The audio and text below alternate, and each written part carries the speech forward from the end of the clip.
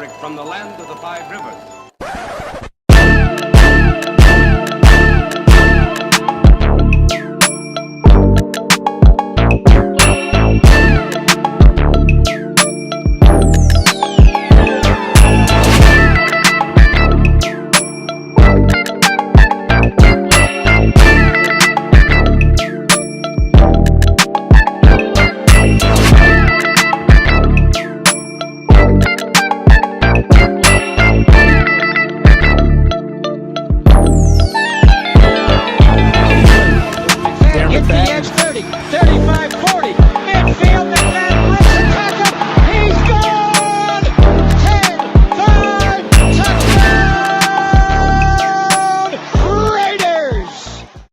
Years ago, when we came to Los Angeles, I really believed that the greatness of the Raiders would be in its future.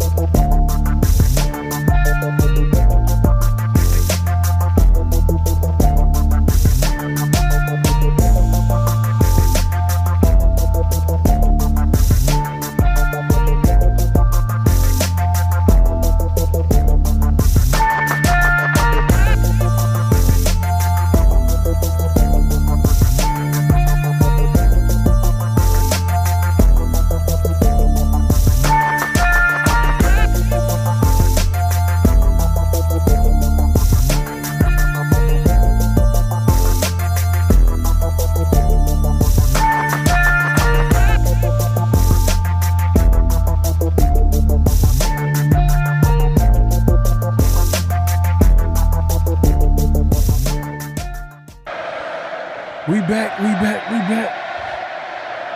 Man, y'all already know what time it is. Oh, you didn't know? 50-50. Welcome to the 50-50 Show with PharoahNFL and the Severe Raider, the realest show for Raider Nation. The perpetuation of the greatness of the Raiders to take a professional football team and give it a distinct characteristic that's different from all others. Make sure to clock in, like, comment, subscribe, and hit that notification bell. Man, y'all already know what time it is, man. It's the 50-50 Show. Make sure to clock in, man. Hit that like button, hit that subscribe button, hit that notification bell. We are back, man, for another edition of 50-50, man. Hey, we got a lot to talk about. Obviously, you know, Raiders mini camp is around the corner. And we're going to talk about all the media love that we've been getting. I don't know if it's a good thing, bad thing, but last offseason, if you remember, the media was trying to tell us that the Raiders are trash. And we kind of was in denial, and we were like, you know what, they're doing too much. They kind of hating a little too much. But guess what? They were right. But, hey, this time around, they like what the Raiders are doing and building over there and the moves that they're making. So, and we'll get into that conversation and see if we agree with them, you know what I mean? Because there's some things, you know, they might be right, but they might be wrong. We'll get into that conversation as well, man. Hey, shout out to the Warriors, man. They doing their thing. I see y'all in the chat, man. Man, let's not waste your time. Salute to the night crew. Everybody pulling up. Rick Rock in the building, man. He says salute to Pharaoh, also to Severe, and to my Silver and Black Raider Nation family, man. Appreciate you coming through, my guy, man. Salute.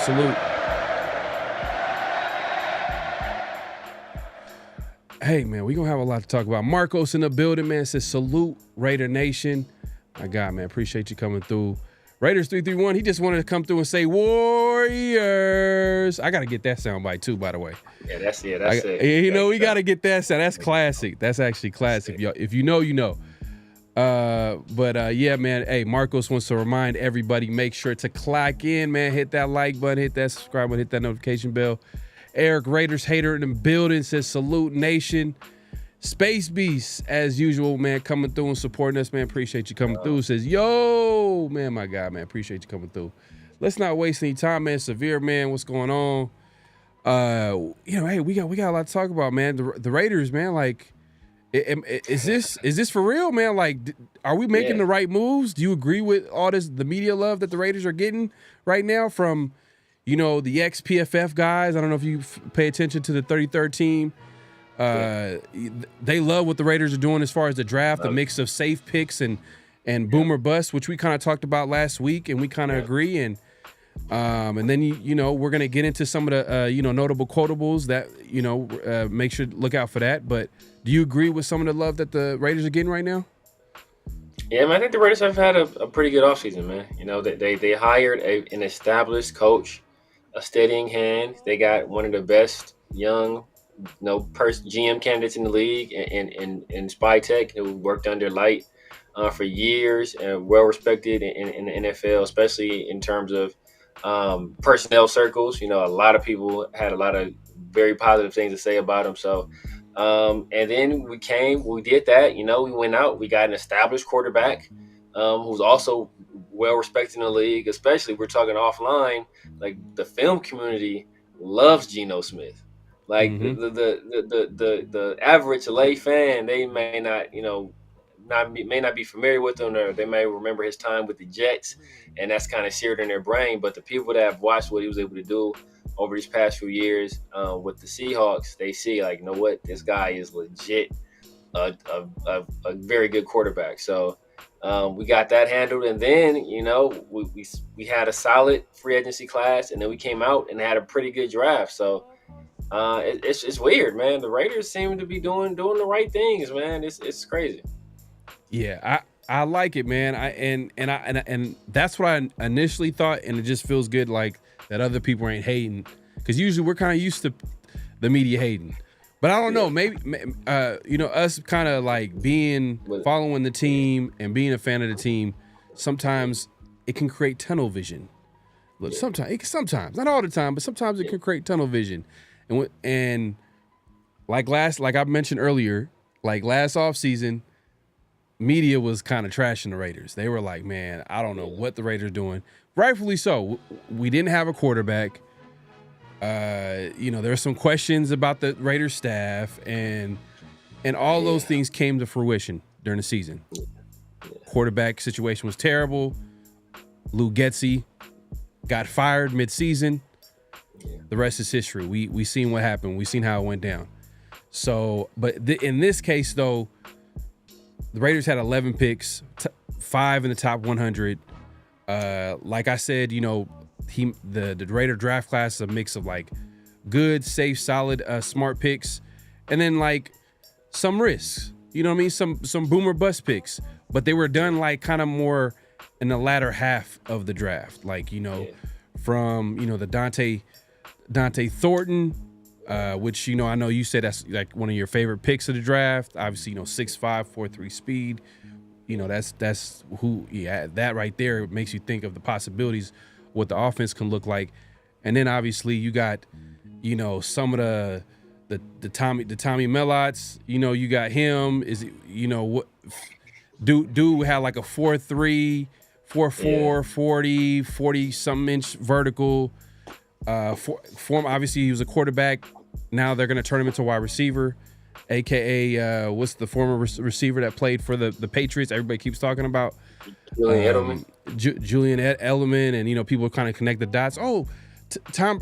I'm kind of getting tired of this little Tom Brady. We don't know what Tom Brady is doing in there. Exactly. I think he's going to have say in the general direction of the team, but I'm not sure if he's going to have he's going to have say on the 6th or 7th round pick of the Raiders draft. Like, oh man, like it's going. too far, man. Like I just don't believe that. But we'll see. Time will tell. But I think time is not going to be like. I think if it's the first round and the Raiders are considering the quarterback, for sure they're going to reach out to Tom Brady to get his insight on who he wants. But if it's like a 6th round pick, which Tommy Millott is, at the end of the day, like. Tom's probably not going to answer the phone. He's going to answer the phone like 6th round. Click. He was drafted in the 6th round, though. Yeah, he was. Yeah, that's the thing. Like, and we drafted another 6th round quarterback too, ironically. But that's how it goes, though, man. So it's one of those situations where I'm interested to see, like fingers crossed that this doesn't happen. But if things go bad.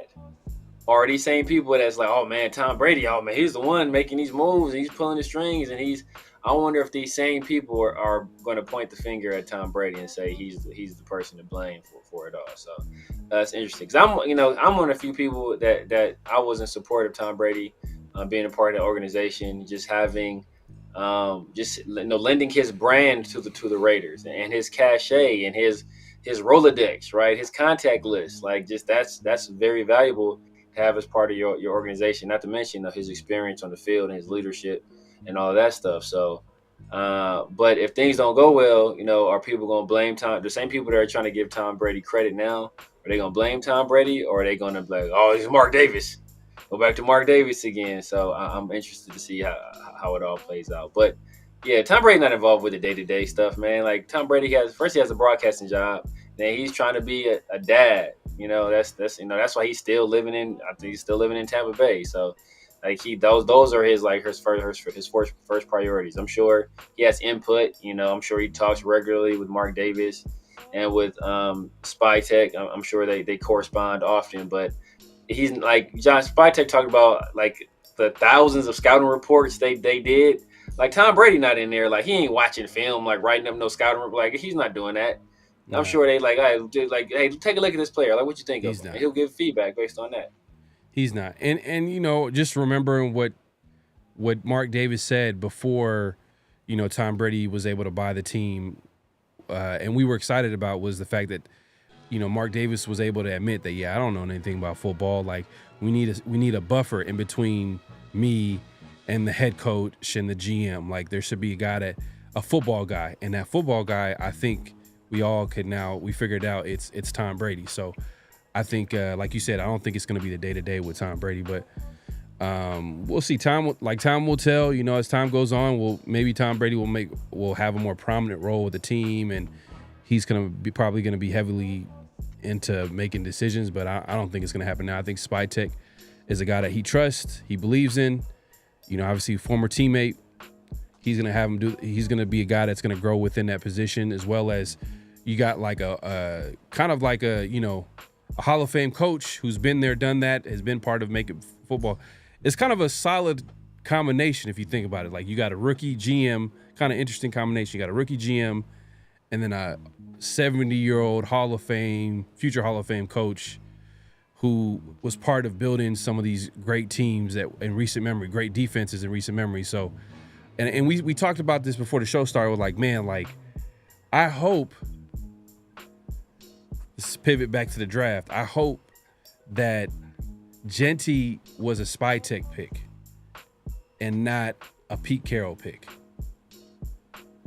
Yeah. Because you would want the guy that the Raiders hired to be the guy to build the team and the guy that's supposed to have an eye for talent, to believe in a guy like Genty, who it's a running back, you're picking at number 6, not Pete Carroll kind of having a heavy say in that pick because he had, beast mode and he wants another beast mode. But it's like don't force the pick if not everybody's on the same position. And I'm not trying to make something out of nothing, but you get what I'm trying to say. Like I would rather have Spytech be the guy that's building this team rather than Pete Carroll, who's only going to be here for how long is he going to coach the Raiders? We don't know. 3 years, maybe 4 years, but probably 3 years is probably max. The 4th year is a team option, and at that point, if we're not winning or if we feel he's starting to deteriorate in his duties, we'll be trying to find somebody else. But like as we said before, GMs usually have a longer lens that they view things through that more focused on the future and the building of the team. Obviously, you want to acquire pieces for now, but they also have that perspective of we got to build for the future also. So obviously, we all hope that this was a spy tech pick. But if you look at some of these draft moves, and you brought up the Marshawn Lynch thing, we're gonna have to grab that sound one day. No, I'm gonna get that. I said that last week. I'm gonna find the clip. I know exactly where to find it as well too. It's a Shannon Sharp interview, and I know some of the guys like, some people trying to be funny, like, Marshawn wasn't himself, and I'm like, nah, he was clearly being serious when he was saying that, and I agree 100% with what he was saying. It made sense, what I should say. It made a whole lot of sense. And if you talk to Seattle fans, as much as they love Pete Carroll, the defense wasn't the same defense that he had in previous years, the Legion of Boom. Meaning it wasn't good. So time went on, Seattle, obviously they went in a different direction, and, we'll see how it works out with the Raiders, but I think, having Patrick Graham in the building is huge. So Facts. That's going to help out a lot. And I think that no one, everybody's talking about, Pete Carroll. And another thing too, what I'm really excited, let's talk about the positive. What I'm really excited is how Pete Carroll is going to develop the cornerback room. Because that's something that he has an eye for talent when it comes to that. Like, he has a history of finding guys like Tariq Woolen, for example. He found him in the 4th round? Yeah, I think 4th or 5th. It was like 4th or 5th round. Everybody knew about his measurables. Dude was like 6'4", 6'3", 4.2 speed, but, was a project at corner. But then somehow, some way he was able to contribute. Fast forward to 2025, he has his Tariq Woolen. He has, his Richard Sherman, where he finds him a former, when I say Richard Sherman, a former wide receiver turned corner, because he's only had 1 year at corner. 1 year. Yeah. So he's 24 years old, but he's only had 1 year in corner. So there's a little bit of room for growth. Exactly. And thing is, like, it kind of like you said, like he is able to identify that guy who has a very similar story to Richard Sherman. That kind of goes back to our point before, where he was like, okay, is he trying to recreate the what he did in Seattle? But former wide receiver, converts to the cornerback or to the defensive side of the ball, plays cornerback, only has 1 year starting experience. I think even though he played corner more than 1 year, only 1 year starting experience. But the measurables are there: long arms, taller guy. You see the hip movement in terms of in his transitions when he's in coverage. So you kind of see that you see that. You see the athletic traits are there, and that was kind of the theme of our draft, right? Outside of our first 2 picks, really, but basically just about everybody else we drafted, they were like freak athletes. They were some freak athletes, man. So it started with Porter, Dante Thornton, even touchdown Tommy, even the quarterback Cam Miller was like, he's a pretty athletic guy. JJ Pegues. I mean, did you watch him a little bit? Like, what do you see? I don't know. I watched him a little bit. I saw the game that they played against Colorado, so I'd already seen that game. And then I'd seen the game they played against the game before the FCS championship. It was a game before that. I watched that game. I still haven't watched the FCS championship where they played each other. But he's like, he's a pretty athletic guy. He's mobile. He'll run when given an opportunity. But Hey, Space Beast, man. I'm just going. First of all, come on, man. Come on, man. Come on, man. Come on, man. Hey, yo. Come on, man. Hey, yo. Pause. Man, but back to it, man. I don't know, man. Cam Miller, I know he's a 6th-round pick at the end of the day, so it's like it is what it is. But still, it was some good players left on the board though, so I ain't gonna. I think Damian Martinez might have. And I was watching a little bit of Cam Miller, and I was just like, I don't know, man. I don't see it, man. I don't like he don't even the athleticism. Like it just seems. I don't. Maybe it's because like level of competition. But at least with Tommy Mellott, you seen like, damn, okay. When you see him scramble, like you see the athleticism. Yeah, you can see like the athleticism. Like, oh, okay, he's pretty fast. But Cam Miller, like he wasn't as fast. Nah. His arm is, oh my God, like it's average. That's at best. It's average might be being nice. Yeah, average it's about average. It's about average. Exactly. So, but yeah, but Tommy, we got the scores. We got the 4.3. We got the 40-inch vert. You know, we got actually like times down on paper saying like, you know what, that's showing this dude is an athlete. Cam is like, it's like, okay, like how will that athleticism translate when you're playing against, you're not playing FCS competition? Like, we don't know. Yeah, no, we don't know. I feel like they were like, we had to get a quarterback, so they were like, you know what, we got to get a quarterback. We said we was gonna get a quarterback, but I'm like, nah, you didn't have to. If you're gonna get a Cam Miller, you might as well got a UDFA or something like that, or just probably, I don't know, but that's a whole different. I don't want to be super negative, but it was just like because you let the Chiefs get my guy Brashard Smith. I was like, come on, man, and Damian Martinez was still on the board. I know it was a running back. I know we picked Genty, but those are good value picks. And it didn't even have to be a running back. It could have been some other position that they could have probably got, but that's just RJ was there for one of the picks. Right. I think he got picked between Mellott and Cam Miller, I think, the safety. Oh, okay. Oh, hold up. Man. My guy, Louis Barrios, he's like, hold on, man. Rewind, like, hold on, real quick. Garbage draft for real. Okay, so he is not the couch GM. You know what I mean? He's saying that he does not like the draft at all. Okay. All right. You know what I mean? Let us know, man. Lewis, man, let us know. We got to open the lines. We got to make one of these shows. We're going to open the lines up for you guys to call in.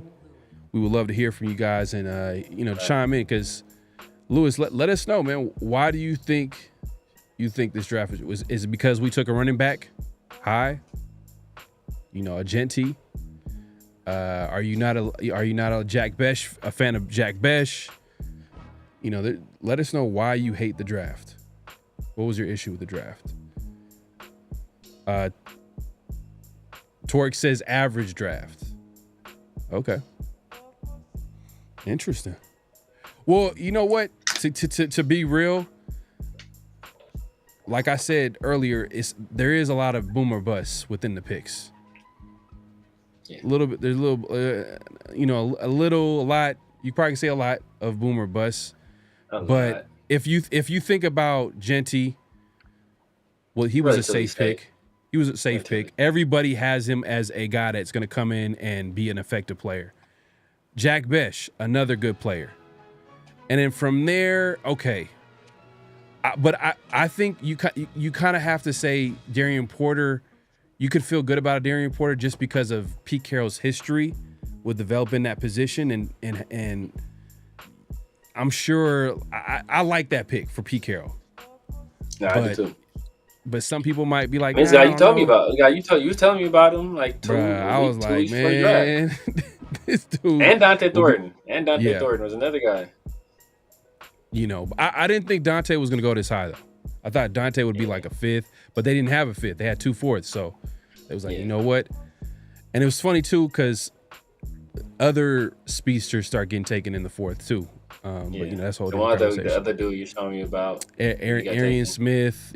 Someone was like, he might. I thought that was a reach though. Like that's crazy. He went in the 4th, but they start going. They start going off the board.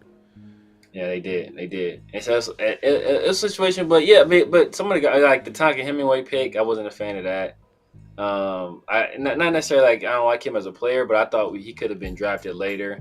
I like JJ Pegues, but like if we would have took JJ Pegues where we took Tonka Hemingway and Tonka Hemingway we took JJ Pegues, I'd have been cool. I'd be like, all right, cool. I like JJ Pegues. I think that dude is I think he has a chance to be a very versatile player on his defense. I like some people saying that they can put him at fullback. I like that. Oh yeah, that'd be nice. You know what I mean? Like carries the ball as a wildcat quarterback. Yeah, and then like you could just put him within the offense. You know, like Chip Kelly. This is where a creative, offensive-minded coach would come in, and hopefully, you know, that's what we're kind of betting on. That's what we're banking on. Is Chip is going to bring that offensive, you know, wizardry to this off. Like, you know, he's going to make it. It's going to be creative, and hopefully. Michael Mayer, he's still on the roster. We thought he was going to be on the trade block, which possibly he was, but you know, at the end of the day, they didn't make a trade, so he's still on the team. Hopefully, they can get him involved. There's so many other pieces. You got the Jack Besh, and it's funny too because shout out to Torque. He says that the FCS QBs is what really pissed me off. You know what? When they did it, I was like, I don't know. That's just Spy Tech. That's one of those, like, we got to wait and see. But I could understand that. That's fair criticism. But it's like, it's a 6th round, too. But it's like, damn, there were some players.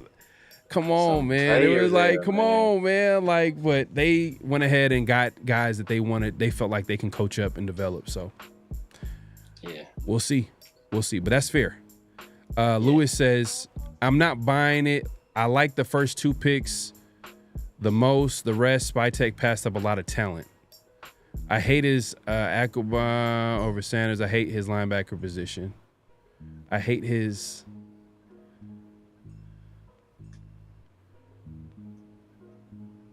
Maybe a cornerback over Sanders, and I hate the linebacker. Yeah, we didn't address linebacker to the very last pick. So. Yeah. Now, if you're talking about Sanders and him passing over Sanders, that's a fair criticism. But like when I heard his presser after day 2, I think it was like day 2, and you know Sanders was still on the board because Sanders got drafted on the 5th round. He got drafted on Saturday. Yeah. And after day 2, you know, I think we played that clip where he was just like, you know, a lot of the guys that we have are, you know, humble superstars, and you know, like it was just so. Yeah. It just felt like it was kind of a shot. It was like a little bit of like, without talking about Sanders, like it kind of felt like he was talking about like the reason why, you know, Sanders is not on this team or why we didn't pick him was because even though he was answering a question based off like what's the commonality with all the Raider picks, and I was like, damn. And what's the criticism of Sanders? Like he's coming in, you know, cocky, and you know, obviously, you know, his dad. Deion Sanders and yada yada yada.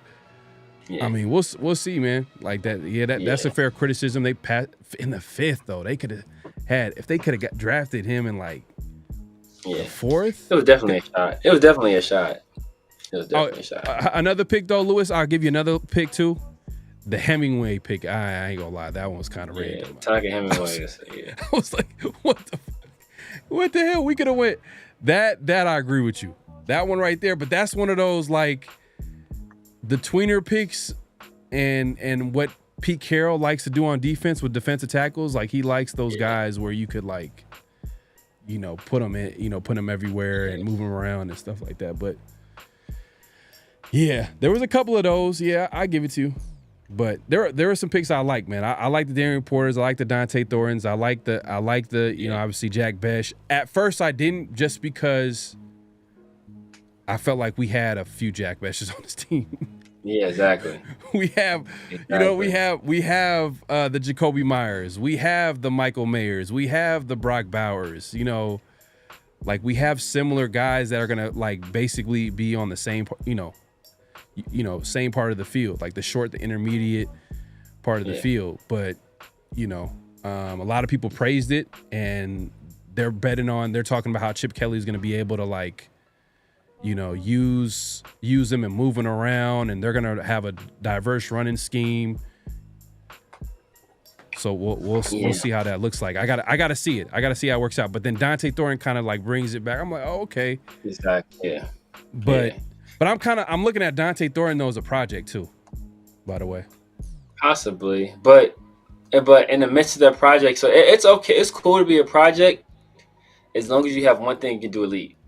If you have one thing you can do elite, you can be a project. You can work on the other stuff and still be on the field and do that one thing extremely well. And as a guy that's going to be a deep threat and going to stretch the field and going to put stress on defenses and not allow them or force them to at least have a safety over the top or force them to play too deep, that's already a valuable asset in and of itself. So while he's learning how to run the route, the full route tree and all that other stuff, he can still be that deep threat. So I'm the same way, man. I didn't like the Hemingway pick. I didn't like our 2 6th-round picks either. But overall solid. It was a pretty good draft. Yeah. And in Louis Barros, I hate Spytek quarterback pick over Sanders. To be honest with you, I think in their eyes, they just was like, we're going to just go to a better draft class next year. Yeah. That's basically what they're doing. They're going to wait until next year to draft a QB. And we got a lot of holes too. Right? Raiders got a lot of holes. And they were not going to address every hole. This is not the same. Like, this is not last year where, like, I was like, there's no way the Raiders are not going to draft a QB. And they didn't. This year, they got Geno Smith. I feel like Geno Smith is probably the best quarterback they've had since probably Derek Carr. You know what I mean? Like, let's be honest. Like, that was like the last couple years. Aiden O'Connell, Gardner. I don't even want to say his full name. Dude is just trash. Jimmy, I don't even want to say his full name. He's trash too. But y'all know where I'm going with this. Like, the quarterback position has been bad the last couple years. So, and I think Geno, as of late, his career as of late has shown that he's a solid QB. You just got to put some pieces around him, and I think that's exactly what he is. He's a bridge QB, perfect example of a bridge QB, and you could just wait till next year, better draft class. I'm cool with that because I think we talked about this before. Like, we never looked at 2025 as the year that the Raiders are gonna be the team. If they do make the playoffs, cool, but we're not expecting them to be like a playoff contender year one with Pete Carroll in this, because there's so many. Like, they were a 4-13 team last year. Like, come on, let's be honest. True, but see, that's the issue. That's why I'm gonna rehash this. But that's why I was like, the Pete Carroll thing didn't make a whole lot of sense to me. I know, bro. Like, damn, man. Like I know. So it's like, if your plan is like, we're not going to win now, but in 2-3 years we can win. Well, in 2-3 years, like, how many more years does Pete Carroll have, right? And who are we going to entrust to pass that baton off to? Yeah. Nah, coach. Yeah. Oh, hell no, coach. You already know what's happening. No. We just got done saying, like, I didn't see it. I don't know what they see with Cam Miller. Like, to be honest with you, I don't know how he got drafted in the 6th round with the talent that was on the board, but that's just, they seen something in him. I don't know, like, it is what it is, man. Let's see here, man. People coming through left and right. Make sure to click in, hit that like button, hit that subscribe button, hit that notification bell. Coach, man, appreciate you supporting the show, man. My guy, man. He says maybe it's just me, but the sentiment feels like Carroll and co, as well as Raider fans, know we won't be good, but they still want fans to support. Yeah. I think they expect the team to be competitive, and I think that's like that's kind of how low the bar has been dropped for the Raiders. Is that, you know what? We gotta go get our ass kicked. Like, that's what it's come to. So, and I expect us to be better. We got Ashton Genty. I'm hoping that he's able to prove that he's, hopefully you draft him at 6. He's immediately a top 10 running back in the NFL. Like, I would think that would be the expectation. You draft a running back at 6. You expect Geno to be somewhere in that 10 to 12 range as a quarterback. Hopefully better.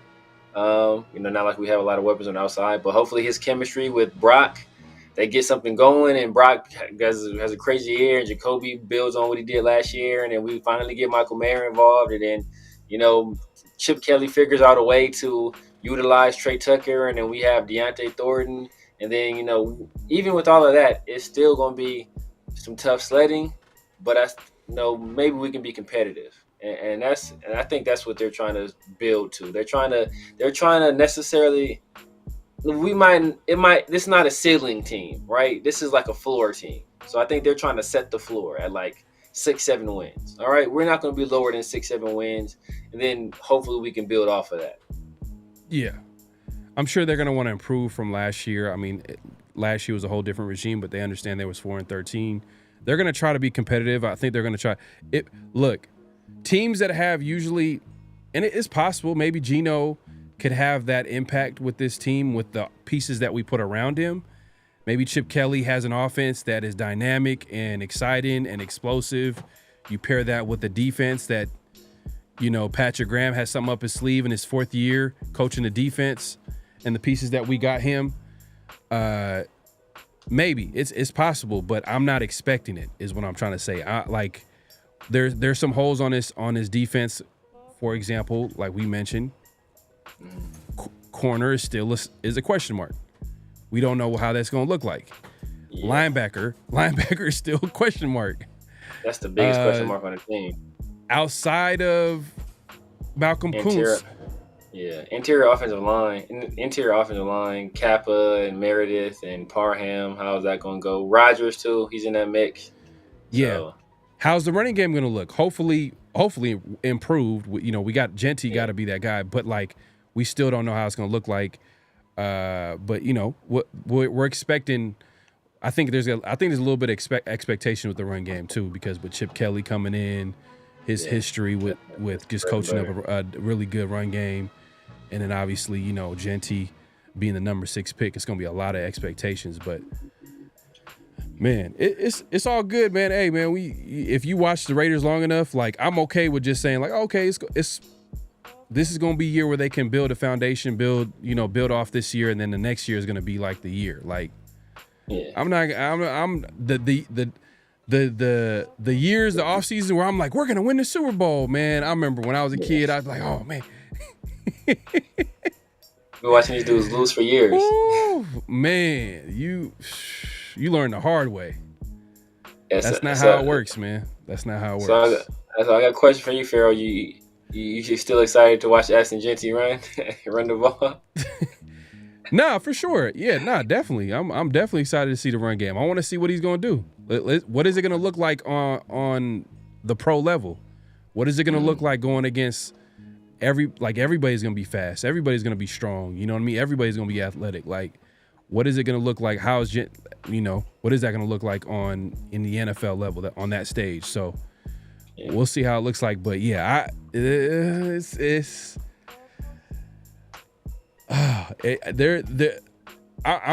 got Raider PTSD. So just don't mind me sometimes. Sometimes I'm like, all right. Sometimes I'll make comments where, I was watching Genty and some of the games he had. I'm like, man, Severe, I see what you're saying, man. He does break a lot of tackles. Yeah. And his speed is not he's not 4.3. He's not a burner or anything like that. Yeah. So how is that going to look like on the NFL level where everybody's fast? Literally corners are running 4.2, 4.3 speed, every corner. It's not going to be a game almost you'll be lucky to see a corner that's slow. Exactly. And you know what I mean? And those are the guys that are going to be running after him at the end of the play. So that's who he's going to have to outrun with some of these big plays. So, but yeah, that being said, we'll see. We'll see how it shakes out, man. They still want us to show up and suffer through losing, but I'm like, nah, you got to get someone. Yeah, I ain't going to lie, man. I can't bet. I don't blame anybody that takes that stance, to be honest with you. I'm not going to lie. But you know what? That's why I don't want to put this on them. I don't want to put this on their jacket because it might. I don't want to say this is why they do it, but You draft a guy like Genty. What does that do? Like, ooh, I want to go. I want to see Aston Genty play. I want to see Aston Genty. Right. You know, so it's like I want to. This. So we got a shiny new toy. There was Heisman runner up and the generational back, best since Barry Sanders. People throwing all these, all this praise and adulation on him, and he had all these accolades. Well, you draft a guy like that, okay, people gonna want to show up to see that. So I don't know if that's like people ain't buying tickets to watch Armand Membu block. You feel me? So I think that could be part of the calculation. I hope it wasn't. But that could be part of the calculation. Salute, Just Raiders, baby, man. Appreciate you coming through, man. Make sure to support my guy, Daniel Kim in the building, man. The king of mods in the building. But yeah, no, you're right because look at the draft. The focus was offense. They made sure, like, hey, we gotta add a receiver. We gotta add a running back. Yeah. If you include, Tommy. Yep. Tommy Mellott. I don't know if I'm pronouncing it correctly, but yeah, I don't know. Yeah. I say different. Mellott. You're right. Hey man, I'm gonna get it right. Man. I'm the worst with names, bro. I'm like the worst with names, but I'm gonna have to find it. Pharaoh be massacring names. Hey, well, hold up. How you pronounce it then? How you pronounce it? I don't know either, bro. I say it different. I say it different every single time. One of them gonna be right. One of them is gonna be right, bro. Yeah, it's Mellot. When I was watching the game, they were saying Mellot.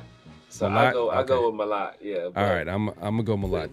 I'm gonna go Mellot. But but it's subject for review. After this, I'm gonna go and see some people pronouncing his name. Okay, there you go. My guy, East Coast Gridiron in the building, man. Appreciate you coming through. Yeah, when I was man. He says Mellot. Yeah, when I was watching him play, there's Mellot. So Mellot. There you go. That's what I usually do. All right. Okay. I say it different every time. You never know. For years, everybody was calling what's my name, Leroy Glover. Or never call him Leroy. Until we got to the NFL, now it's like it's Leroy. It's like what?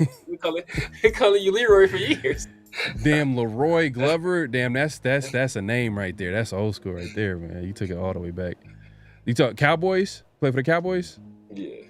Yeah, man. You took it all the way there. It's French.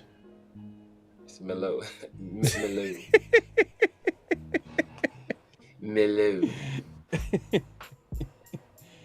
Hey man, I don't know if he telling the truth, man. But that's funny though. Milou. Nah, I'm gonna say Mellot, man. Mellot. I'm just gonna say Mellot. It is what it is, man. Straight Midwestern kid. Sure. I know it was Midwestern. Yeah, Midwestern. Yeah, it was Montana. Was it Montana? Was he playing for Montana State? Montana State. Yeah. Daryl says Raiders were loading up on offense from the draft. They weren't picky with prospects either. I mean, they got their guys. I think they got their guys at the end of the day. So, yeah. Some of us don't agree with them. Some we agree with some, but some we don't agree. Yeah. Yeah, man. It is some question marks for sure, man. And that's why I said that 2025 is not going to be like we gotta wait. And the good thing is though, like they had 11. We'll get to that. There's going to be a notable quotable that talks about like the strategy that teams should go with when it comes to building a team through the draft. And it's sometimes it's not really about where you pick. We'll get into that, man. It's the amount of times that you have a chance at picking a player. So. Exactly. And that's one of the notable quotables that we have. We'll get into that in a second, man. And let's not waste any time, man. I don't know if you heard about the recent acquisition. Raiders were able to steal away Howie Roseman's right hand man in college scouting. Yeah. What'd you think of the move by the Raiders? Yeah, man, we brought over Anthony Patch from the Eagles, and I thought it was a great move. I mean, me and you, we talked about it plenty of times, right? Where we talked about Like, man, before the Tom Brady stuff happened, we was like, yo, man, the Raiders should just throw a boatload of money at Howie Roseman and make him like president of football operations, and let him pick a GM and be involved with picking the coaches, and let him run this thing. Like, that was one of the things we talked about. Like, this was before we hired Telesco and Antonio Pierce. We was talking about, like, man, it's something the Raiders should do. So the fact that we were able to still get a great, well-respected young personnel mind in Spy Tech, and then turn around and still a guy that was heavily relied upon by the best GM in all of football, who's been to 2 Super Bowls recently and won one, and was their director of college. That's a pretty big part of the draft, is college scouting, right? Like, that's tremendously important. So the fact that we're able to still somebody that's been characterized as Howie Roseman's right-hand man, I think that's huge. And then we don't know for sure exactly what his role is. We already signed an assistant GM. We brought over Brian Stark from the Broncos, so like that role is already fulfilled. So it's be interesting to see where we put Patch. But just to have somebody with that kind of cachet and who's been around an organization that's doing it right and basically running circles around the rest of the NFL, honestly, these past few years, like, I think that's going to be something that's something you can't really put a price on. Yeah, man, I think it's a good thing, man. They're going after anybody that's associated with Howie Roseman, the best GM in football. We'll see, like someone in the chat said, that we'll see if we won't know how good a move it is until, like, it's going to take some time, but I think this is just part of the process of the Raiders kind of like, or I should say Spy Tech getting his guys in the building. Because he wasn't going to get rid of some of the guys that were already like in that scouting department, just because, like, obviously they're in the process of, like, scouting the upcoming draft. So, but a lot of the guys that are currently there probably not going to be there. They're not going to be here next year. So I think that's just a situation where they're hiring guys to fill out, Spy Tech scouting department. Super Omnicron says Howie Roseman knew how to solve the Jalen Carter draft by having a lot of ex-Bulldogs. Kelly Ring. Okay. His support structure was there. Hey, yeah. So what you're saying is Howie was playing chess, not checkers. That's what you're saying. Yeah, man. Hey, look, he does have a lot of Georgia Bulldogs in there. He took that linebacker. Remember, it was a linebacker that I was telling you that he went a little bit earlier than I thought too. Mundon, I think it was like. Oh, yeah. Mundon, yeah. That little, he's an athletic linebacker from Georgia. So yeah, I think he might have went in the 4th or maybe the 5th. Like, I was surprised. He went to the Eagles too. Yeah, the Eagles picked him up like in the third or fourth round. I was like, oh shit, he went early. Even old boy went early too. Cal, remember we was doing our mock drafts? Like, Cal linebacker was always available in the later rounds. Teddy Buchanan. He went like in the 3rd, I think. Did he go in the 3rd? Yeah, them which college is trash though. Like because their ranking systems are off. Because look at Kenneth Grant went what he went 17, I think. Kenneth Grant, Tyleek went 1st round. Like, so. But Kenneth Grant, like, in a lot of our mocks, went in the 1st round. It was just one that he dropped. It was one that he dropped in the 2nd. But for the most part, he was taking the 1st round. But yeah, like, it wasn't perfect. The mock drafts weren't perfect. Like, a lot of guys that were available in the later rounds were drafted a little bit earlier. Some guys that we thought were going to go earlier dropped a little bit later, So, like, Damian Martinez was always getting picked up in the 3rd round. Like, literally, consistently, and always in the 3rd. Like, but, it is what it is. That's why it's mock drafts for a reason.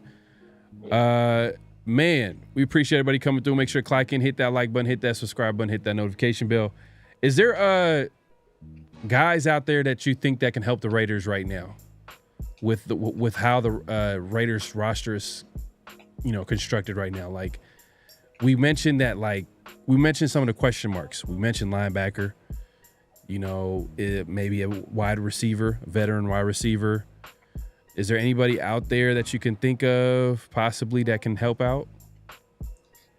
Not that I can think of. Not off the top of my head. You know, maybe corner, a veteran corner. Off the top of my head, unless we traded for Jalen Ramsey. Oh, there was a guy that's still on the market that you mentioned in the past that the Raiders should probably look into is Kazir White. Oh, yeah. Or Kaiser White. Yeah. He's available. Asante Samuel Jr., you know, we talked about his situations kind of it's kind of shaky as far as the migraines and shit or stuff. It wasn't even migraines. He has a stinger issue that he's had since birth, like or something like that. Like it's something that he's always had since he was shoulder and neck injuries. But you know, if he checks out, you know, you get him on a cheap 1-year deal. Yeah, I wouldn't be mad at that. But does he fit what Pete Carroll wants in a corner? I mean, what I gotta look at like his.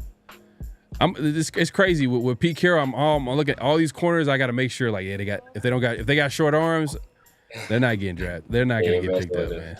They're not at all. Yeah, trying to think. I mean, it's not Mike Hilton. Yeah, Mike. I like Mike. I mean, I like Mike Hilton. I don't know where he's at now, but at one point he was one of the better slot corners in the league. I mean, I obviously, you know, the Bengals were trash on defense last year, so I don't know where he was. I didn't watch a lot of him, but in the past he's been a very good player. Asante Samuel Jr. Yeah, that's that nerve issue. I'm thinking about Percy Harvin. Percy Harvin had the migraine, so was it similar to that where he would miss games like with that issue, like he just couldn't get himself to play. So I'm not sure you want to be dealing with that. Justin Simmons is still out there, but I don't know about that. It's really not. It's slim pickings. Smile Munden was in my DMs because he was mad. I posted a clip of him getting blown up by Jeremiah Love. He was mad. Dang. Man, East Coast, man. Hey, man, you be coming from some of these prospects, man. But man, shout out to East Coast, man. We got to get him on here soon. I want to hear his thoughts because I kind of.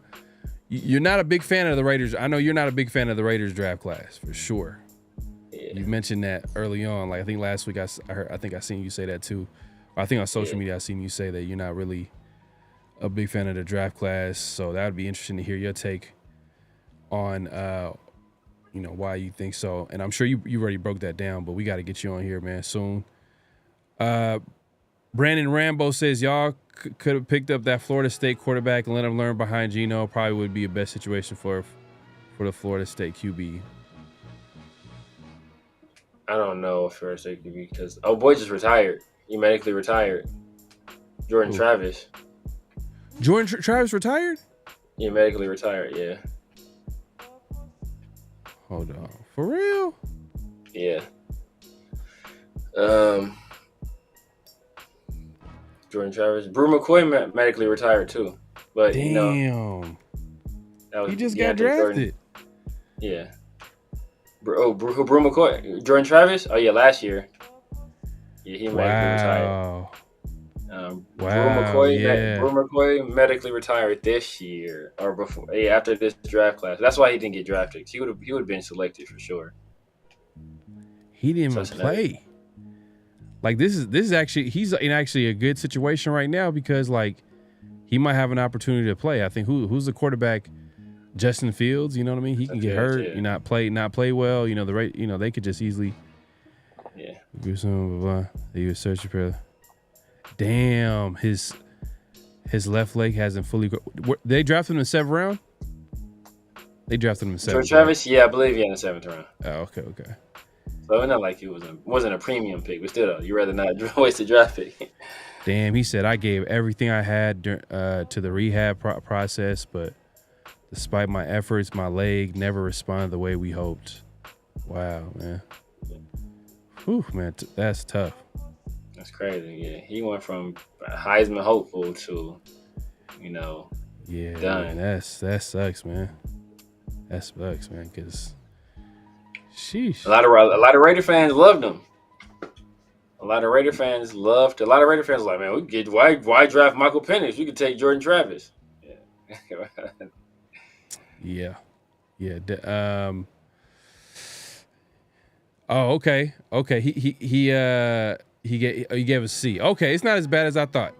I thought you gave us like an F or a D or something like that. Nah, he gave so us you got the a rated C. F. But C is Was it basically a flat C or okay. was it a C minus? I can't remember. Was it a flat C or was it a C minus? And the entire crew over there gave us a C. It was funny because like some of the picks I hate, like they liked it, like they like Tonka Hemingway. I don't like Tonka Hemingway at all. So they like Tonka Hemingway. They're like, man, this is a good pick. I didn't see what they saw. I think Dante said he's like he had him in the top 10 DTs for sure. I don't think he got as high as top 5, but yeah, he's top 10 in one of his top 10 defensive tackles. That's not something I saw in him, but to each his own. Coach, man, you got jokes.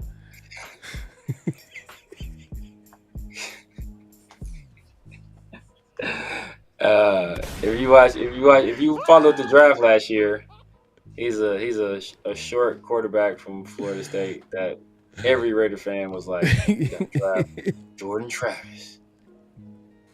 And he's never worked out for him. Oh man. I don't know why I find this funny, man. It's like, who is that? Man, but it is what it is, man. But I thought that was crazy. Yeah, because he was pretty much the backup for Aaron Rodgers the whole time, right? Or he was a third stringer. He was third string. He was third string. Yeah. Who took over? Now I don't remember who took over for them. Omicron said, Travis' injury was too severe. Ding.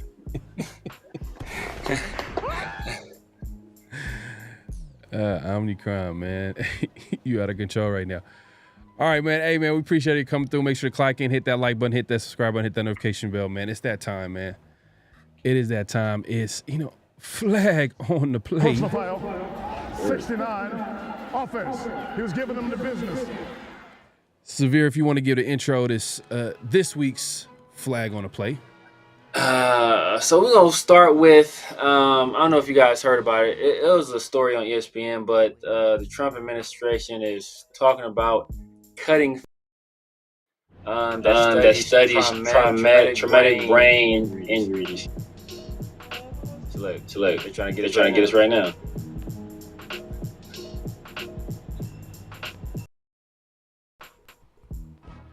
All right, we good. All right, go ahead.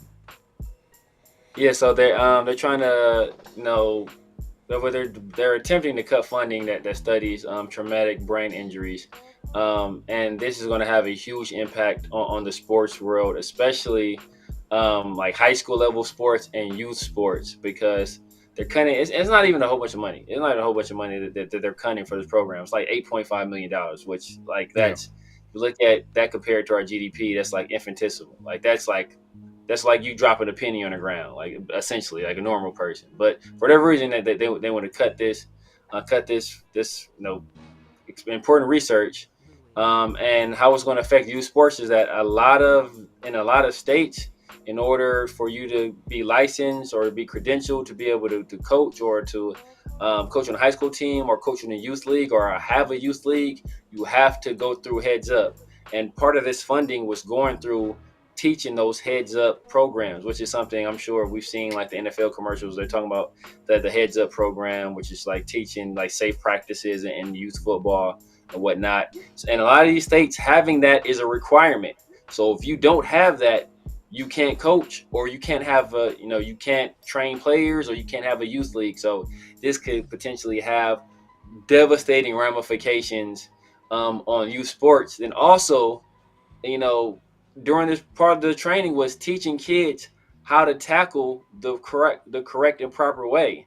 So in them taking away this funding from teaching these kids how to tackle and like engage properly, not only are you potentially shutting down the leagues, but in leagues that aren't shut down, you're going to probably have more kids getting hurt, having these type of injuries because they haven't been taught how to tackle and hit the correct way. So it's stupid. To be honest with you, it's just stupid, man. And like youth sports, it's not just about sports. It's not just about kids participating in sports.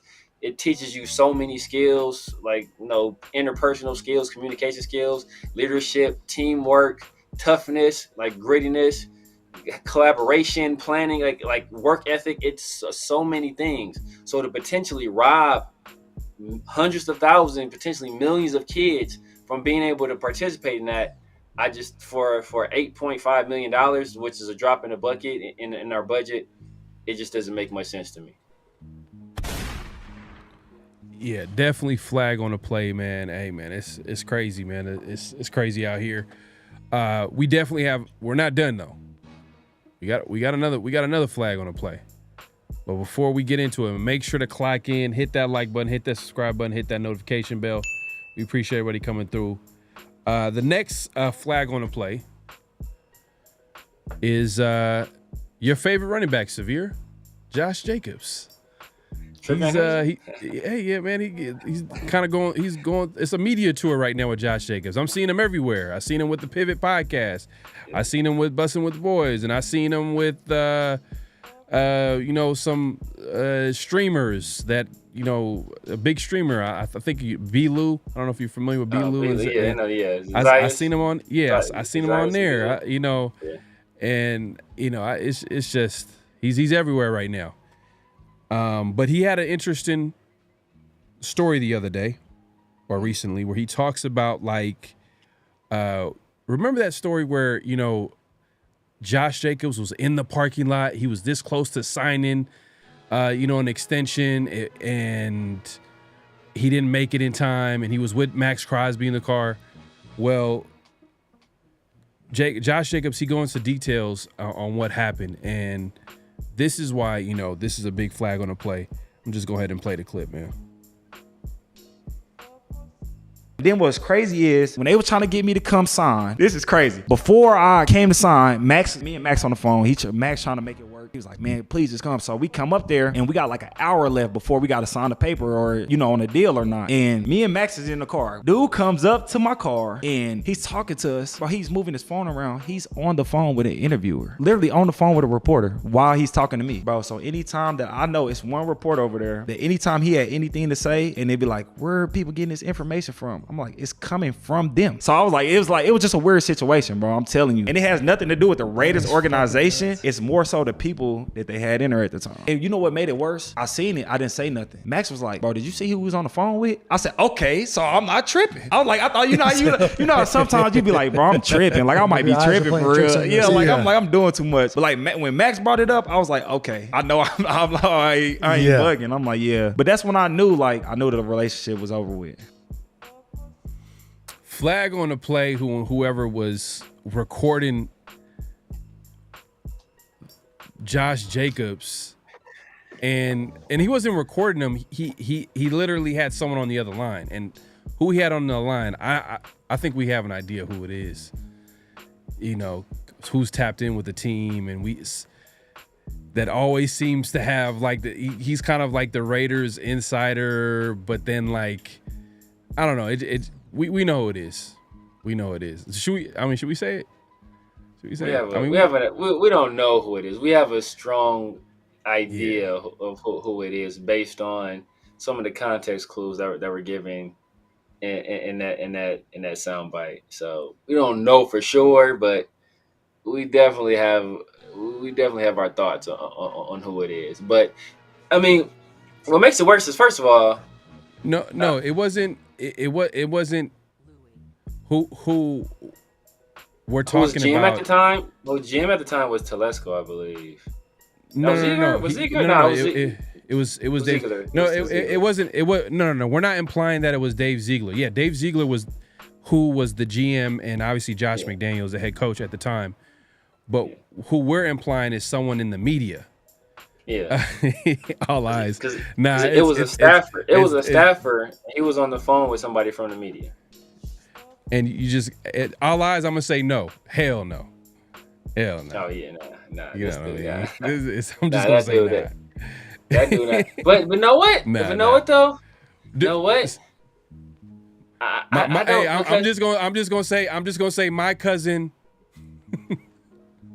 But no, what? Thinking about it though, because look, think about it. Because me and Pharaoh were in the same accord with that. But think about it like this: like, how untechnologically savvy do you have to be? But it was the staffer though, so it was a staff. It wasn't the actual reporter. I would say because like, how do you even get caught, bro? Like, if you just have on like some Bluetooth headphones, that's why I think it is LS. If you just have on some Bluetooth headphones, it does the same thing.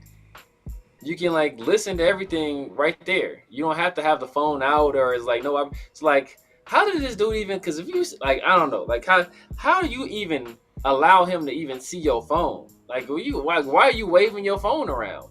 Like, that doesn't make any sense. Like, that's just dumb. So I don't know, bro. It's ignorance for what? Like, because you don't, like, the reporter doesn't have to hear what he's saying.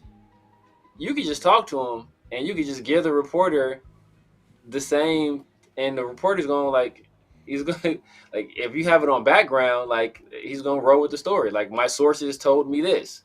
It's going to be the same thing. So I don't know. It just doesn't make any sense, man. Like, whoever the reporter's not doing stuff the right way, and the staffer is obviously, like, he's dumb as a bag of rocks. If you let somebody see your phone when you're on the phone with the reporter, like, how dumb do you have to be? Yeah.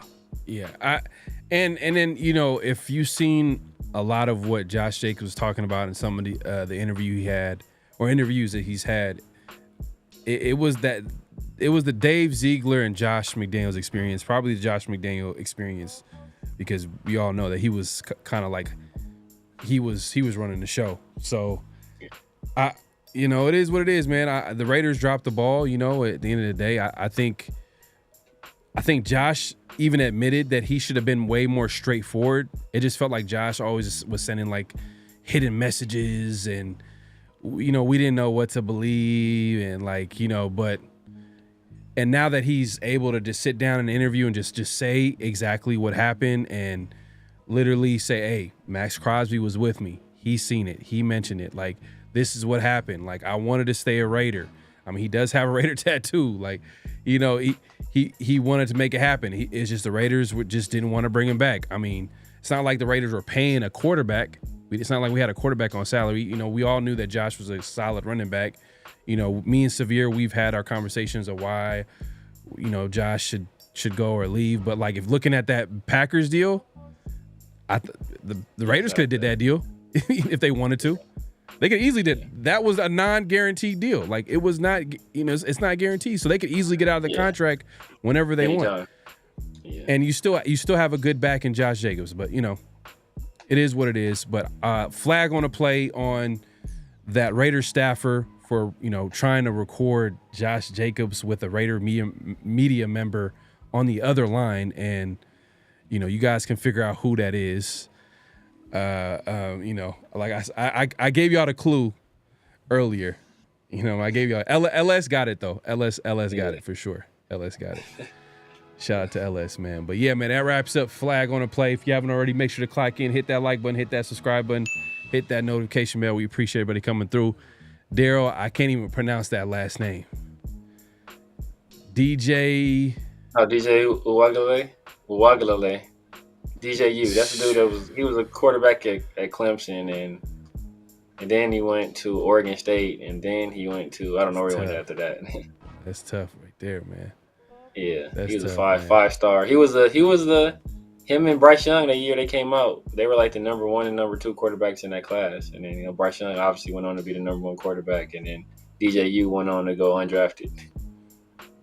Yeah, man, y'all. Hey, man, the chat they're smart, man. I ain't gonna lie. We got one of the smartest chats out there. I'm reading some of what y'all saying. Like, y'all literally figured it out. That's funny. Florida State. That's where it was. That's where he went afterwards. He went to Florida State. Oh, I got you. Yeah. Oh, yeah. That was. Man, hey, my guy, East Coast, man. Mega trash. Oh my God. Uiagalelei, yeah. DJ, man, but everybody just calls him DJU. You just call him DJU. Nobody's DJU. Everybody calls him DJU. Nobody's pronouncing that. And the Polynesian names, man, you gotta be trained professional to say some of those names. It's crazy. DJ was as a FSU guy, DJ was a tough watch. Yeah, he was hot garbage, bro. At FSU, he was hot garbage. He was hot garbage at Oregon State too, but they had Damian Martinez, and they had another good running back at Oregon State at that time. So he can get away with being hot garbage there, because they had a hell of an offensive line too. So like he wasn't as exposed, but going to Florida State, it was a little bit different. Yeah. But hey, man, we're not done, man. We got notable quotables. This is where we play quotes that we feel like be interesting to talk about, conversation starters. We felt like, and the first quote, Severe, if you want to get an intro. Yeah, the first quote. Which one are we going with first? We're going with DeCosta.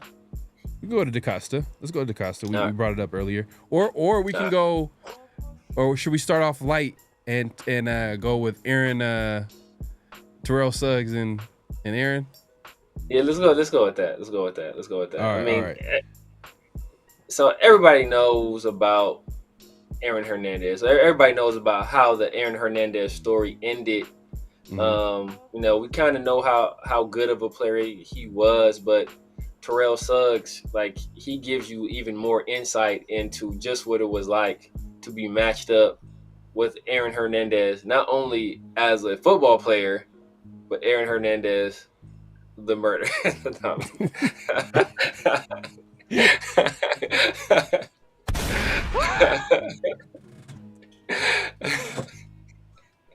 What was the most annoying tight end era that you faced? Grunt was big as fuck, but at Hernandez, he was a problem. He would have been route you the fuck up. Like, Aaron Hernandez was a fucking hell of a football player. Too bad, he was that was his second job. Yeah. His first job, he was a gangster. Like, I was like, no, you was shit. It wasn't just the incident that he got caught and get in trouble for. It came out like, oh, you had been clapping niggas for a minute. Yeah, that was like his sixth body once he got caught. Oh my God. And it was like 2 unsolved in Florida. On the field, like a couple times. Like, you ain't know who you was fucking with. Them Raven Patriot games got real chippy, and I'm like, yo, I'll beat the fuck out you. Yeah. It'd be like, yo, I'll kill you. Like, motherfuckers probably like telling the truth. When it comes out, he had gunpowder on his hands, on his gloves. He's not fucking around. Like, not even a little. We dog, I gotta kill this guy because he got information on 2 other people. Yo, what's going on? You said you got drunk before the Pro Bowl. Aaron Hernandez would smoke dust, murder somebody, and then go to the Pro Bowl. Yeah, and then go to the Pro Bowl and murder people there. Bodies in Hawaii. Literally, but on the field, like, Aaron Hernandez was a problem. Damn. That's crazy. That's wild. And it's funny, I know small details of the Aaron Hernandez situation. I haven't dove into deep as far as the whole story and every little detail, but man, I heard it's crazy, and there's so many different documentaries out now at this point and stuff like that. Man, what was your thoughts when you heard the clip though? I was cracking up, man.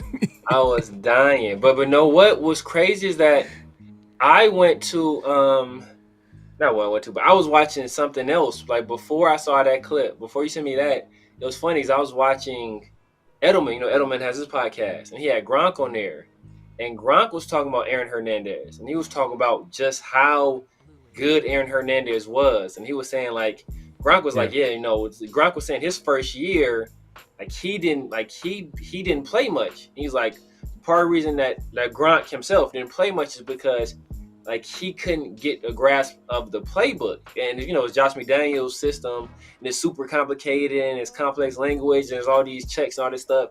And he was like, bro, Aaron Hernandez was such a genius football player that not only did he have tight end remembered, but he had, the slot receiver remembered. He had the outside receivers remembered. He had and he had, his responsibilities if he was ever to carry the ball. He had all this stuff memorized, by the end of training camp, all these different spots. And we're Gronk was just struggling, trying to get a grasp of just, and we hear Devontae talking about how complicated it was, and all these other players who've been in the league for years talking about how difficult it was. And Aaron Hernandez, as a rookie, came in just hit the ground running, had all these others, multiple spots memorized, was able to contribute in all these ways. So it's just crazy how he can be such a genius and such like, you know, a savant in one area, and then just so like, you know, just crazy in a different area.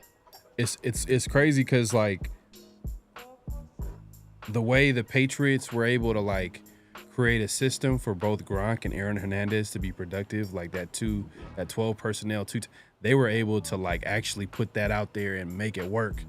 Yeah. And that's what I'm hoping. I don't know, at this point, it's just hoping that, you know, maybe Chip Kelly can figure it out. I think we're probably past that point now. I don't know if it's ever going to happen, but like we got a Michael Mayer.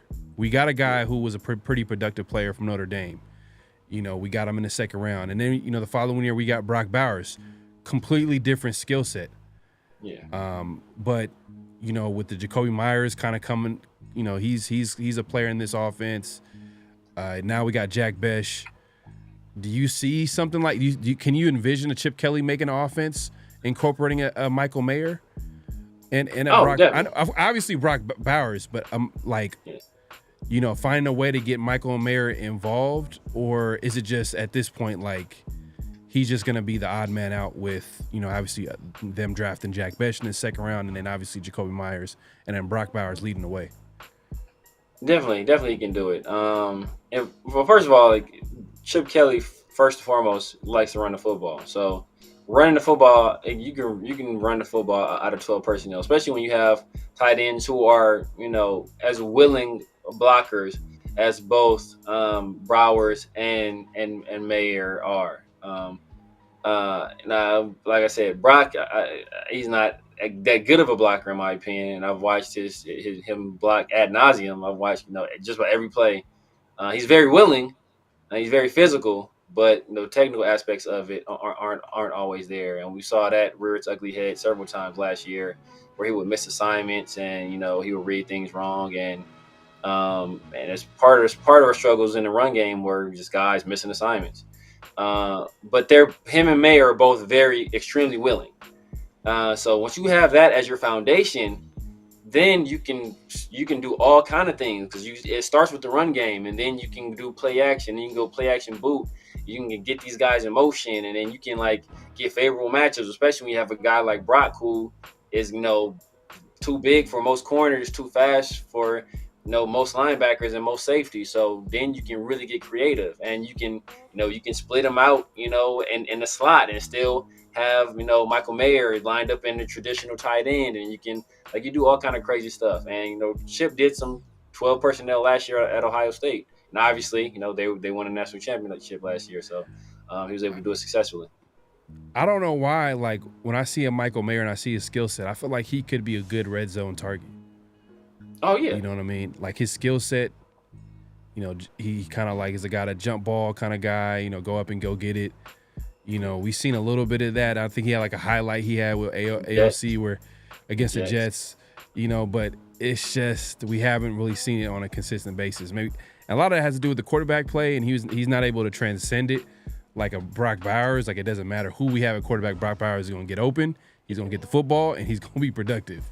Yeah. Like, it's a completely different player. He's just a different level athlete. That's, I mean, like, he's just a different level athlete. Man, you can't duplicate that. Man, you can't, man. It is what it is, man. Brock Bowers is just that guy. And it's crazy, though. I got Michael Mayer. He's been kind of like, if you know, he's a competitor. You know, he's an athlete. He plays the same position as Bowers. I'm sure that's a guy that he's been going against as who's a better tight end. And we kind of know who's a better tight end, but like, not kind of. We know. But like, but ever since college, you know, he was in Georgia, he was in Notre Dame, you know, and then now they're playing on the same team, and it's just like, man, I know Brock is like, man, I need to get my opportunity to show everybody that I could play. Yeah. I think he'll get it. I think he'll get it this year. Yeah. Unless you might be on to something. Hey. Crabtree, low key, yeah. Like, Crabtree, what?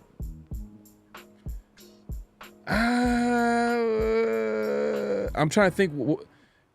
Crabtree, how many touchdowns did he have with the Raiders, what was the most touchdowns he had in a year with the Raiders? I know he had like a 3-4 year career with the Raiders. What was the most? Let me look that up, man. Was it 2016? 2015? Maybe he had like.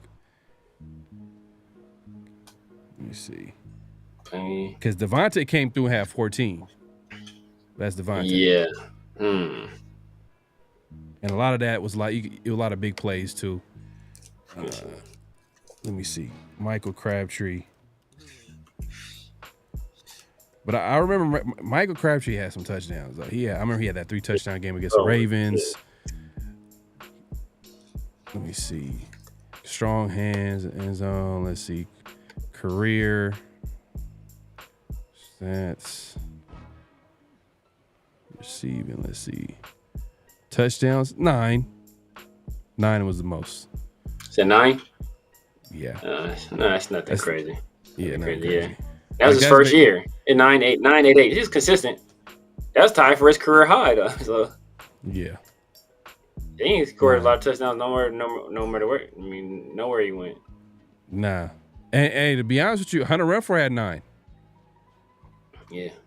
Renfrow had 9. Damn. Crab only had 2,000-yard seasons. One with us and one with the Niners. It's crazy. Yeah. No, I think Crab was a good receiver, but Alex Smith was like trash for like a good amount of those years. And their passing offense and their Kaepernick is just like, I don't know. But I always thought he was a good, solid receiver though. He like number 2. Good number 2 receiver. Yeah, he's possession receiver. Yeah. Good route runner. Yeah, exactly. I agree. You're number 2 receiver. Yeah, facts. Yeah. Number 2 receiver. But some would say like he was the number 1. Cause he had a lot of chemistry with Derek, with Derek Carr. Compared to Amari Cooper. Amari Cooper was the guy, he was the guy that was probably gonna be, going deep and creating a lot of big plays that way. But I feel like on third down, I felt like Derek Carr would look for Crabtree over Amari Cooper back then. Yeah, in the red zone for sure. Mm-hmm. Because Crabtree had to catch the drop shoes too, so you never know. Yeah. But back to notable quotables. We're not done yet. Earlier we said that we have a quote from GM. Was it DeCosta? Eric DeCosta. And he goes over, and this is the GM for the Ravens, and he had a pretty good explanation of his thought process during the draft and what he goes through and what he thinks of the draft. So let's go ahead and see what he has to say. For me, an important study called The Loser's Curse by Richard Thaler, who's an economist.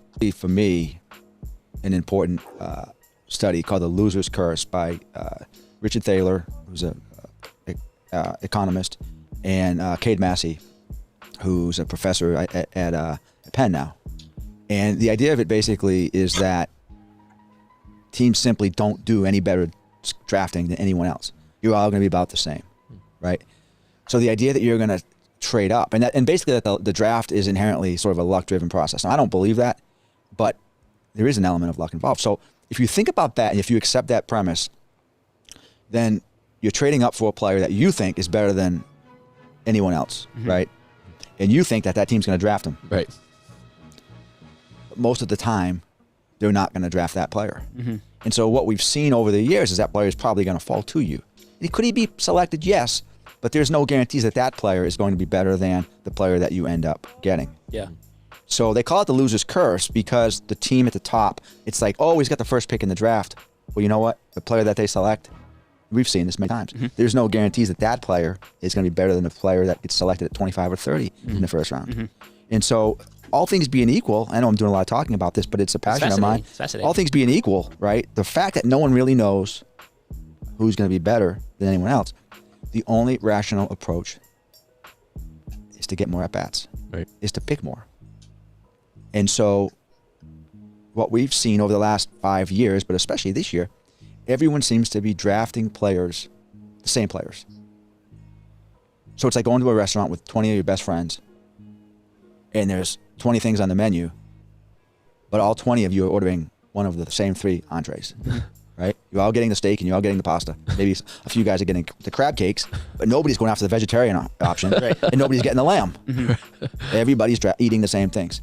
That's kind of what the draft has become in some ways. And I don't know if that's because of the incredible media coverage, all the so-called draft experts, right? All the people that are putting up mock drafts and consensus boards and things like that. But for me, the idea of having more picks means I have the chance of getting more players. Hi, how are we doing today? I'm off super. For me. But I thought it was how you doing? Hi, how are we doing today? I'm Officer Brandon, Springfield Township Police Department. Okay, stop it, Josh. All right, man. We're done with that. All right. Anyways, now, I thought it was an interesting quote by DeCosta, like the way he broke it down as far as how you could make a point that the way he's explaining his thought process on the draft and how, you know, a guy could be available still even if you don't trade up from and at the end of the day, like it's more important to have more picks than because you have more at bats, more chances to get it right. It's kind of what Spytek did this year, and the fact that he was able to trade down, not trade up, and get more picks and draft more players because there's going to be more opportunity to get more good players. You know, you got 11 picks, you got more chances to get it right. What was your take on what DeCosta had to say? It's interesting because it's mathematical with him. So he's taking like an analytical, statistical approach to things. Like he's looking at probabilities, essentially. Like what are the probabilities of this outcome? And sometimes that works, right? But there's also the non-analytical aspect of things. Whereas the Chiefs traded up from 20-something to 10 to draft Patrick Mahomes. Like, that made a world of a difference for their franchise. So sometimes you have to be willing to you have to it's you know, you have to weigh. You have to weigh, you know, how much more important is it that you get this particular player because this is how strongly you feel in your evaluation of this player, or, you know, would you rather have these other guys? And that could be potentially what took place with the Raiders in terms of, you know, like at the end, and Spytek kind of alluded to it as well, where, you know, what is a bird in the hand worth two in the bush, where we have Ashton Genty right here. We know he's a good running back. We feel he's a very good running back prospect. Well, could we take him? Yes. Could we pass on him? Yes, but there's no guarantee. Or what's the probability that, you know, the next running back that we like or somebody we feel is close in our evaluation will actually be there? And, you know, what's the talent gap between, you know, that running back or the other player we would have taken? So it's all, you know, probability and analytics, but you also have to marry that with your evaluation. And so, I mean, being a GM is a tough job. No, it definitely is a tough job. But I think his point is that Patrick Mahomes is the exception to the rule. Yes. The exception never makes the rule, is what he's trying to say. And if you follow the rules of the game and try to get more at bats, meaning more picks at getting players, more than likely you're going to be successful in getting more good players because you have more opportunities to get it right. So that's what he's trying to say. Like, because the chances of you draft up, because think about it, like, yeah, there's the Patrick Mahomes, but there's plenty of examples of the Trey Lances. Yeah, you know what I mean? Yeah. And that Trey Lance, that Trey Lance, that's ugly. And I'm surprised, like, I'm not surprised because we know that Kyle Shanahan is a good coach, good offensive minded coach, but man, that gets a lot of people fired. or that sets your franchise back multiple years. But that's where the evaluation piece comes in, where how much conviction do you have in your evaluation? So you gotta kind of. Well, the Browns felt strong about Deshaun Watson and fully guaranteed his contract. Oh yeah, that was dumb. Yeah, that was dumb. But I don't even say that was dumb, because at that point in time, Deshaun Watson was legitimately considered like a top 5 quarterback coming off his time in Houston. He had that year off, but he was considered top 5 quarterback. When you take that much time off though, like in football, it's tough, man. Yeah, it's tough to come back, and especially Deshaun, like mentally. I don't know if he could ever recover from that. Like, just it's too much pressure.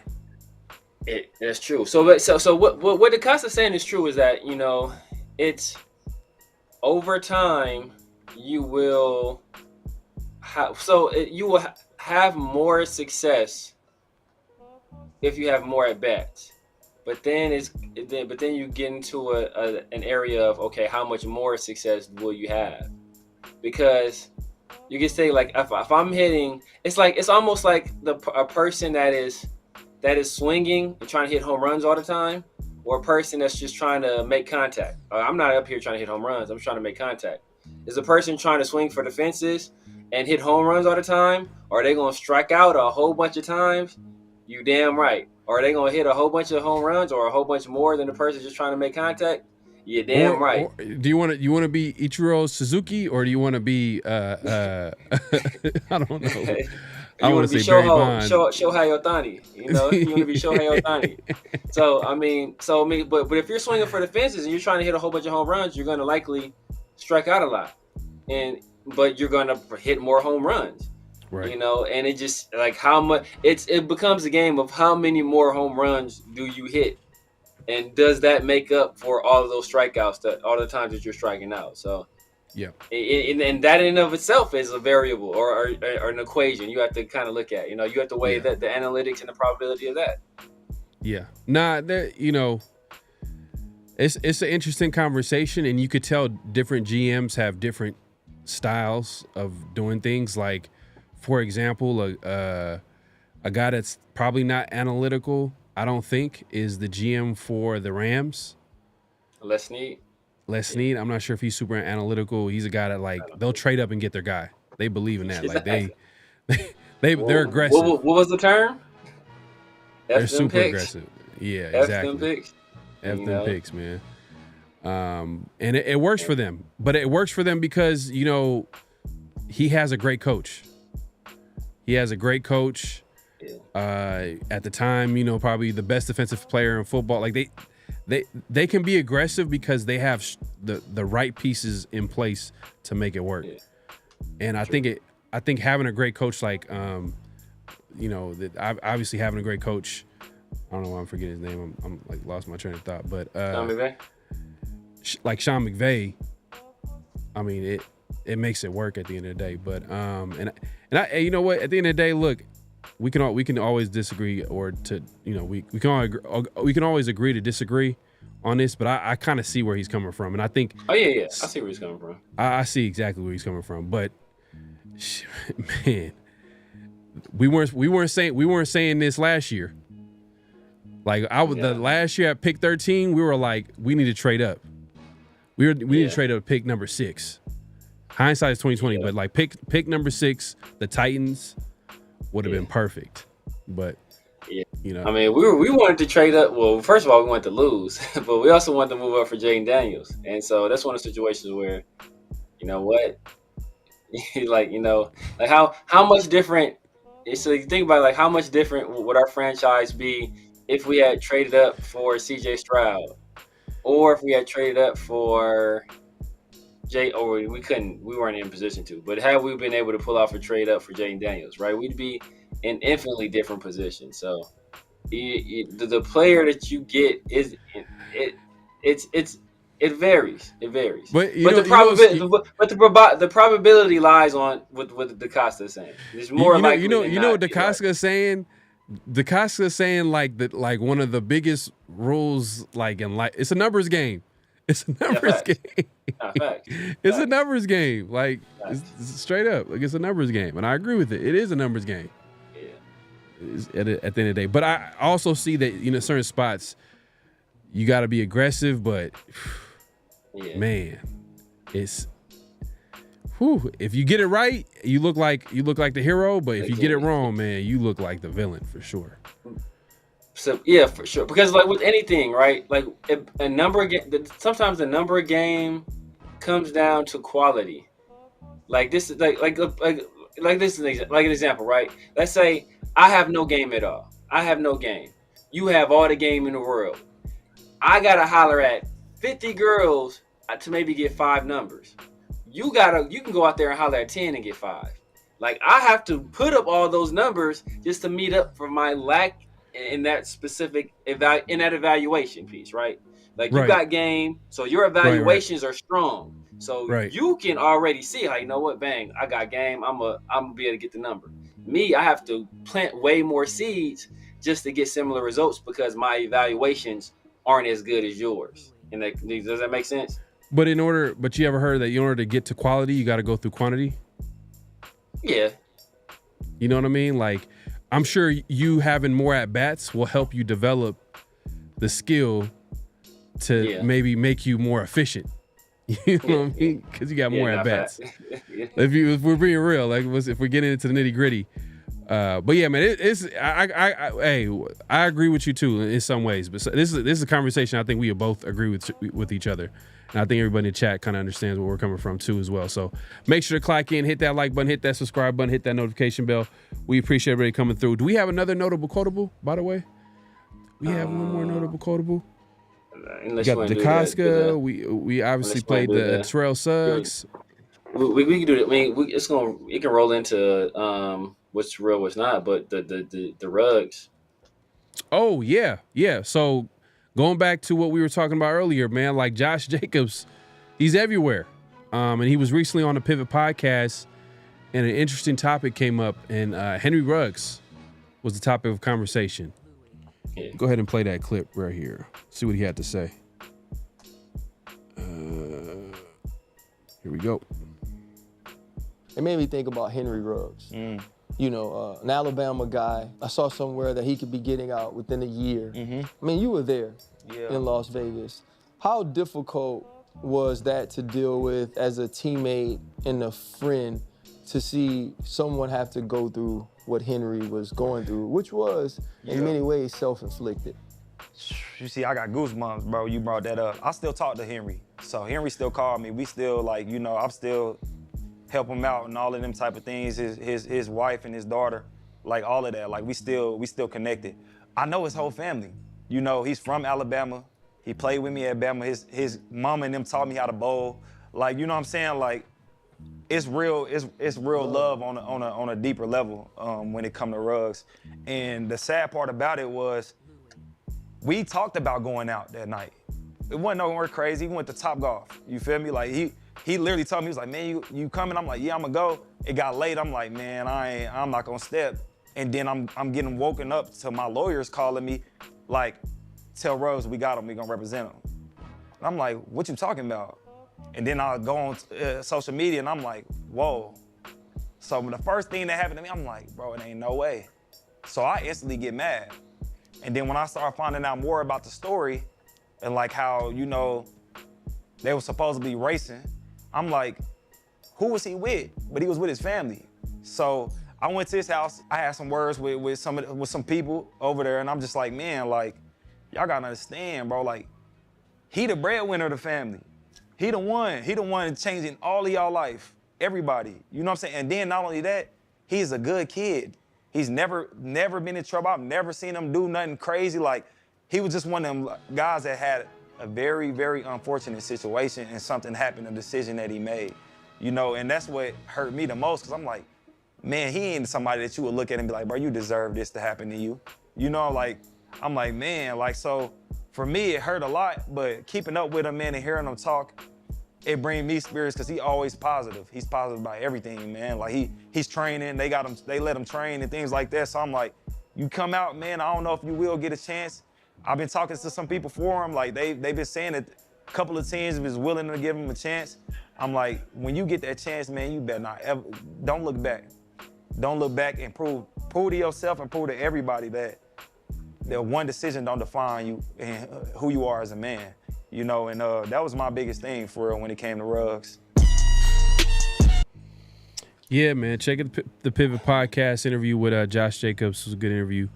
Man, it's kind of what we already kind of thought about the whole situation with Ruggs, because we never looked at Ruggs as like a guy that like was crazy, was you know, like was a big distraction on the football team. He's young, obviously young player. He was like what, 21, 22 years old at the time. He just made a terrible mistake, terrible decision, terrible mistake that cost someone's life. And man, it's a sad situation, but yeah, man, it was interesting hearing Josh Jacobs talk about like what he had to say to his family. Yeah. And was like, man, y'all letting him do this, and he's the guy that's basically the breadwinner of the family. Like, you got to protect him. Like, you got to. And I agree. Yeah, it's true. Yeah. You know, and I don't know from what we know, it was him and I believe his girlfriend. I know they were in a car, but they say he was racing. They said he was racing somebody else. So that's. I mean, that means some other people who was with.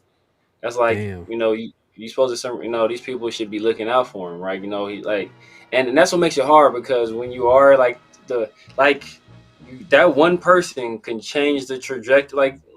I don't. This is a massive. You know, this is a leap here, but think of like LeBron James. Like LeBron James he changed the trajectory of the entire James family forever, right? They're set for life. Like Henry Ruggs, he's not going to be able to change the trajectory of his family to that level, but he changes his family's lives, right? Because it takes money to make money. So now you have somebody that has money, you can use that money. You can invest in real estate. You can, you can buy bonds. You can buy gold. You can you can start businesses. You can do all these other things because you have somebody that has that money that allow you to do it, right? So that is, like a great equalizer. When you come from a poor community, like sometimes the only way you can get out is, through ball or through music or through something like that, because there's very little other avenues for you to make it out. So you get somebody that makes it out and who's a great from everybody says the same thing. People who had classes with him said, man, Henry Ruggs was the nicest kid, even when he was a star football player. Always respectful to everybody. Like if you come up and talk to him, he's like just a real nice, humble, genuine person, a mama's boy, a good to his girlfriend, being a good father. He did everything right except for one thing. And that one thing, unfortunately, it killed a young woman who was innocent, who had nothing to do with anything. She was just probably going home with their dog in the car, and it potentially destroyed the future of somebody that had an extremely bright one. So it's just a very, very sad situation overall. People in the chat saying he put himself in that situation. Yeah, he did. I agree. It wasn't an unfortunate situation. Yeah, I mean, it is, man. Like people act like they never made a mistake in their life. People act like they've never done something. Why can't we acknowledge that he was young, made a terrible mistake?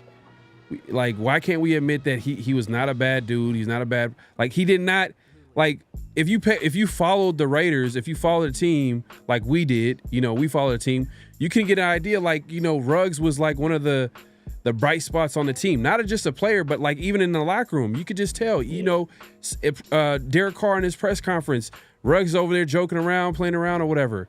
Yeah. But also we can acknowledge that he made a terrible mistake, terrible decision. And he has to face the consequences for that, and he's facing the consequences. And he's facing them. So, the thing is too, it's it's a heavy conversation, heavy topic, but it's just you don't know what murder is. That's not a murder. So you want to use the correct terminology for it, then you can use the correct. That's homicide. But it's not murder. Those are two different things. They're classified legally 2 different ways. That's why he's likely going to be out very soon. If he was a murderer, he wouldn't be getting out. LS says everybody loves to get on their soapbox about Ruggs. I did some really stupid things when I was his age. Looking back, that could have easily been me 7 or 8 times over, man. Yeah, man, people's made mistakes, but man. Ruggs just made a terrible mistake, man. That you can't change at the end of the day.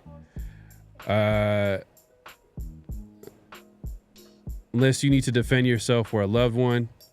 Yeah, you know what? Hey, look, that's a fair point, man. If it happened to my family member, if it happened to my child, would I be saying the same thing? I'd be like, I don't know, man. I'll be going crazy for sure. But that's the thing, though.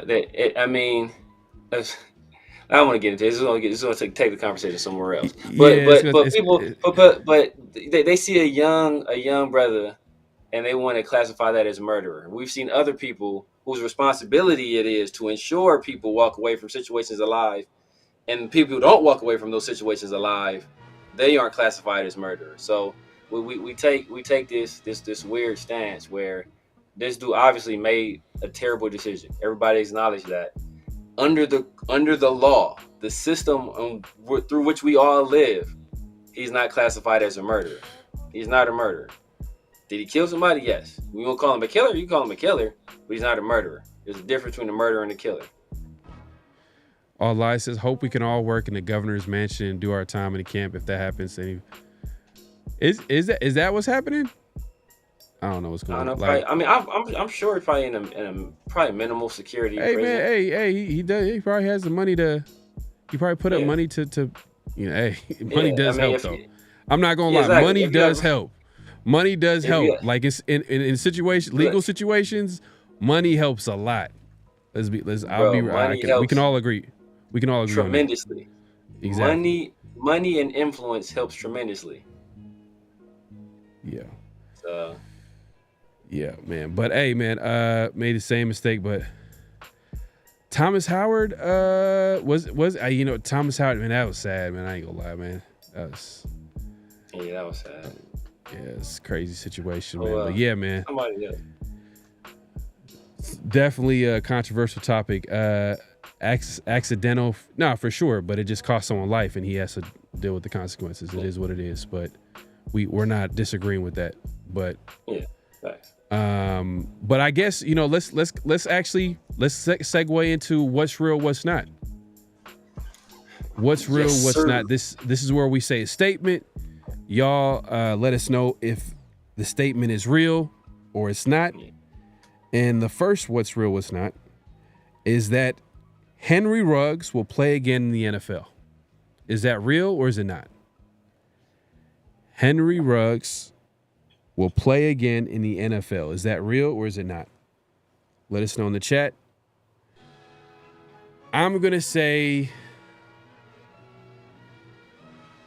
it's not real. I don't know. I'm not sure if a team is going to be willing to. I'm not sure. It's not even a team will take a risk. I think he might get an invite to see what he got, but he's young enough. He's gifted. Obviously, we all know how great an athlete he was as far as the speed, his explosiveness. But him just being away from the game and playing, I don't know, man. It's tough, man. It's tough to be away from the game and come back and be that same guy. And I think he'll get maybe an invite, maybe an opportunity to see what he got. But I'm not sure. I don't think he'll be able to play in the NFL again. Someone said the CFL, yeah, maybe. But I LSPR nightmare for sure. If he came back to the Raiders, for sure that would be PR. The Raiders. Nah. Oh, the community of Las Vegas they would go crazy over that. But go ahead. What are your thoughts? Do you think it's real or not? I think it's not real. It's not real, but mainly for the initial reason you said. It's just too much time away from the game, right? We saw the effects that just 1 year away from the game had on Deshaun Watson, and it's going to be multiple years away from the game for Henry Ruggs, somebody that already had very little time on task to begin with. That's why he wasn't like a fully developed wide receiver, because he hadn't been playing like organized football for a long time. So he was a uber athlete and he was turning himself into a very good football player. But to have that that progress and that development interrupted, and then be away from the game of football for such a long time, I just think that hill is too steep to climb. But in terms of PR, like Dante Starworth was in a very similar situation where he killed somebody, and I think he served a year suspension and he was back in the NFL like the next year. The only reason that Henry Ruggs' situation is different is because, the main reason is because he's in Nevada, and so that I think they have like mandatory minimums for vehicular manslaughter. So that's why he's like, that sentence was at 3 to 10 years, because like in other states he would have probably, he's a rich person, he would have got off with a slap on the wrist in a lot of different other states, but Nevada just happens to be extremely tough because of the nature of the city, especially being Las Vegas. Like they're very tough on vehicular manslaughter, especially when alcohol is involved. So, but yeah. I don't think so. I would love for it. Like I said, he seems to be a great person. From everything we hear, he's a great person. He just made the worst decision of his life. So we'll see. We'll see what happens. This is off topic, but yeah, the John Elway situation is crazy. Like ain't nobody trying to kick him out the league. He was speeding. Well, I don't know if he was speeding. But he's not in the league. Well, he's not. He's not involved with the Broncos still. I don't think he's with the team. I don't think he's in that role anymore. Or, yeah, because they got new ownership. I'm not sure if he's still there. I mean, correct me if I'm wrong. Anybody in the chat, probably got to look it up. But I'm not sure if John Elway is still with the Broncos in an executive role, or not the same role that he had before. But yeah, like I think his agent, a guy like one of his good friends' agent, got thrown off of a golf cart as they were driving away. I don't know how that happened, and landed on his head, and they rushed him to the hospital, but he was, I guess he died. I don't know if I think he ended up dying. His friend ended up dying. So that's crazy situation. Because I don't think it was not at the spot or whatever. I think they had him on life support, and then I think everybody knew that was the last time I heard of the situation. So, yeah, it's crazy, man. That's a crazy situation as well. Mint Beats, my guy. Mint Beats, man. If you haven't already, man, make sure to head over to IG, man. My guy be breaking down the new music that comes out. Man. You know what I'm saying? Like, hey, he does it. Hey, I'm not going to lie. He does it clean, though. He got a little smooth with it, man. The style, the editing, the guitar, everything. I was like, all right, yeah, okay. Hey, bro, man, we might have to collab, man. We could add you to the production team over here, man. You know what I mean? Somehow, some way, we gotta make it happen, man, because you know what you're doing over there, man. But he says, I'm gonna say real talent always comes with a certain amount of tolerance in the NFL. True. But I don't know, man. I mean, Ruggs he's a freak of nature, of an athlete. Like, he's a freak. Yeah. 42-inch vert, 4.2 speed. Yeah. Like he had it as an athlete. I think 10-inch hands or some crazy hands. Yeah, something crazy like that. I mean, he wasn't like like Calvin Johnson 6'5" or whatever, but still everything else as an athlete, he had it. Yeah. So yeah, but it's just, man, he's been away from the game for 3 years. Yeah. And he still was developing. It wasn't like he still was developing as a receiver too. Like exactly. It was a second year. He was making strides. He was making strides. He was making so much strides. Like I can envision him being the player that the Raiders envisioned him to be when they picked him early in the first round. Because the plays that he was making are plays that like no normal human being can make. Like he was literally jumping over guys, attacking the ball in the air. Obviously his speed was game changing. Like our offense was completely different when he wasn't there. The Raiders' offense, when he was there, like it was, he impacted the game for the Raiders on offense. The last time we legit beat the Chiefs, right? Obviously, we beat them on Christmas Day on like 2 fumbles. The last time we legit beat the Chiefs, Henry Ruggs played a very large part in it. And that's a very, very good example of Mike Vick. Like people underestimate people underestimate how much America and the media loves a comeback story, especially somebody like because Ruggs wasn't somebody that was like disliked. Like everybody has great things to say about him. Like Nick Saban loved, like everybody has nothing but good things to say about him. So you get this guy to make this mistake, and he can be the example. Like, you know what? Hey, this guy made a mistake. You don't want to end up like this guy. And he can go out there and talk and do all that stuff, and then still, carry on with his career. And I'm sure, hey, I don't know what's going on with the family. I'm sure they're going to have to be compensated. I'm sure they're going to there's going to be go to civil court as well. So I'm sure there's going to be a lot of money involved there. So if he's contrite there, paid his restitution in terms of money to the family, paid his time in jail. I don't see any reason why it couldn't happen. Do I think it will happen? No. Man, people have different opinions on it. Some people feel like he can come back. Some people don't feel like he'll be out the league. I mean, Lewis you mean he's working out in prison? You never know. He is working out in prison. Yeah, but it's not the same though. Like being in an NFL facility, being there at practice, like, is he getting tackled? It's been a minute since he got tackled. Exactly. He ain't getting tackled. You know what I mean? Well, look, if you in jail, you better pray to God you ain't get tackled.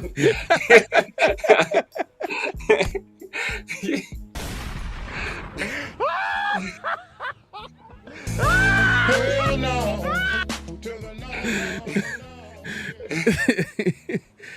Oh man. No.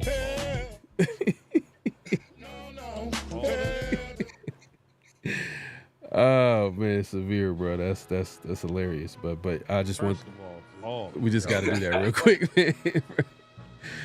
Real quick.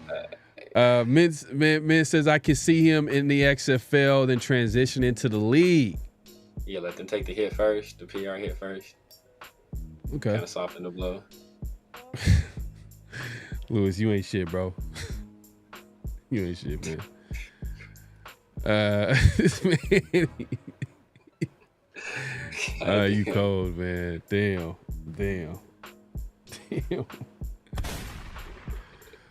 I would love to see teams hire him to speak to new draftees about the dangers. Yeah, for sure. Yeah. If they still gonna do it, bro. That's the thing, though. They'll still do it. They already have people. They have a car service that's free. Like you just call it. You just call the number. They'll pick you up like in the car service for free, take you wherever you want to go. And they still drive drunk, bro. Oh, for sure. Yeah, for sure. You're right. But think about the impact of Ruggs situation. This is how bad that whole situation. Well, from a football perspective, like if we just get away from all the other stuff, we all know how serious that is. But like, man, that was the number one reason why the Raiders didn't draft Jalen Carter. Yeah. I bet you the Raiders would have drafted Jalen Carter. Yeah. If the Henry Ruggs situation didn't happen.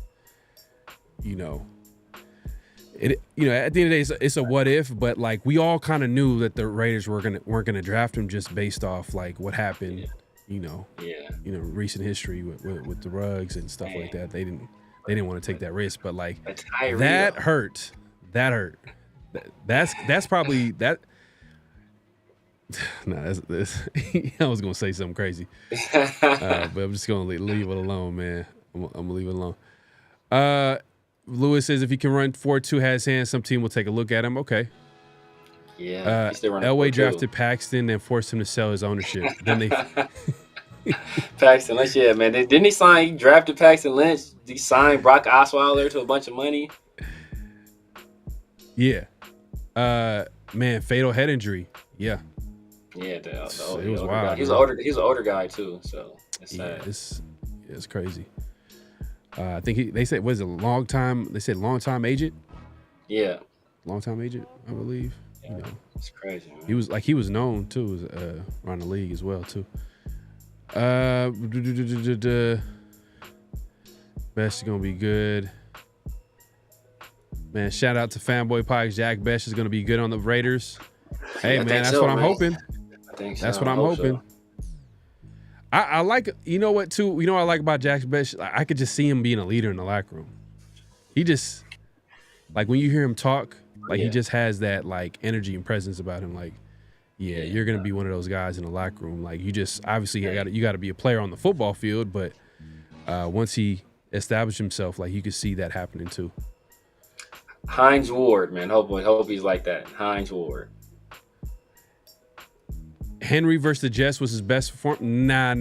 I'll say. I don't know if that's his best performance. That was his best moment, though. Nah, the Chiefs game. The Chiefs game, I was going crazy. That was his best. The Chiefs game was his best game, but that Jets catch to win the game, that's his best moment. Best moment, yeah, because it was game winner. It was literally Hail Mary. It was Hail Mary, I left the house. I was pissed. I was like, bro, I was cussing them out. I went across the street to get something to eat. I was like, bro, I'm done with this team. I ain't watching these, but they lost to the effing Jets. How you lose to these dudes? I didn't even finish watching this game, bros. I don't want to hear my cousin about to text me, talk all kind of trash. And then I get over there, it's a TV in a spot, and that's like the Raiders won. I'm like, what? How? Then they re-showed the play. I'm like, oh my God. Hey, man, my 2 cents, man. You ain't shit, man. That's crazy. That's crazy. You wild, man. Remember the cover 0 blitz, Greg Williams died up. I think that might have been the end of Greg Williams' career right there. I haven't seen him since. I haven't seen Greg Williams. Is he still in the league? He's not a defensive coordinator. He's not a defensive coordinator. DC no more. He's not a DC. He might be a position coach somewhere. Yeah. But yeah, I think Greg Williams has some rough spots after that too. But yeah, like they was already trying to get Greg Williams out the league anyway because the whole bounty gate thing. So they was already on Greg Williams' neck. Man, yeah, that was wild. Was already on his neck. That was wild. Like they literally was like, we got to take out this player. We gotta. Man, it was wild. Yeah, no, facts. We all agree with that.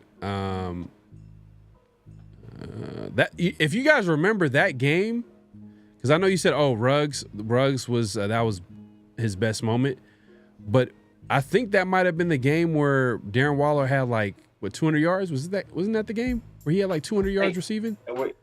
He went crazy. I think that's the game he went crazy. Yeah, he went crazy. That was one of those games. That was a game where Waller went for 200. I think that might have been the game. He was almost at the record for most. I think he almost broke the record for most yards by a tight end in the game. Yeah, which I wanted him to get. He ended up falling short. Yeah, man. But yeah, let's move on to the next. What's real? What's not? Yes, sir. So the next what's real, what's not, ironically, kind of ties into what we were talking about with the GM Eric DeCosta. Obviously, the Raiders end up having 11 selections in this particular draft. They started the evening with 9, and via trade backs, they were able to acquire 2 more picks. But the question is, or the statement is, 8 or more of the Raiders' 2025 draft picks will make the 53-man roster. Once again, 8 or more of the Raiders' 2025 draft picks will make the roster. Will make the roster 8 or more. The 53-man roster. So they ain't counting no practice squad. It's not practice. Okay, practice squad. Not practice squad. All right. Obviously, Genty, Jack Bash, Darian Porter, the 2 offensive linemen. Yes, that's 5. Dante Thornton, that's 6. Hemingway, I don't know, man. That was. The linebacker. Ooh, the linebacker in the 7th. That's. I think he there. 7. And yeah. I'm gonna say it's real. Yeah. Big East. Yep. I'm gonna say it's real. 8. I can see it. But Cam Miller, I don't know. Even Tommy. Touchdown Tommy. I can see him getting stashed on the practice squad. I don't think Or IR. You already know the IR. Yeah, get injury in camp. He hurt his ankle and he's out for the year. Like what the hell? Stash him. And it's not counting UDFAs.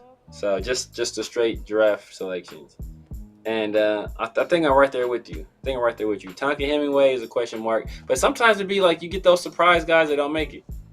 Sometimes you get the surprise guys that make it. Like generally guys that are third round picks and above generally make the squad. But every so often you get those. Remember what's my man's name? And this is how you know we shouldn't have drafted the dude we drafted. Remember Tyree Gillespie? Remember him? Oh yeah. Remember, did we draft him in like the 4th round or something like that? 4th or 5th round? Safety. I think was that the same year we drafted Abram? No. Was that the same year? No, I think that might have been a Ruggs class. Because I think that's the same year we drafted Tanner Muse. Tanner Muse? I thought that was the year we drafted Tanner Muse.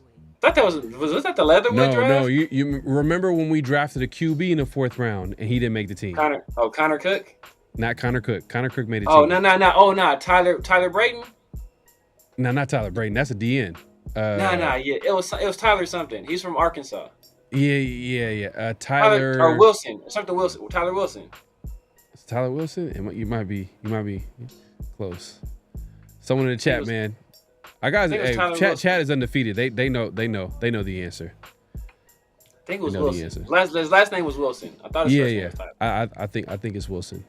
He didn't make the team.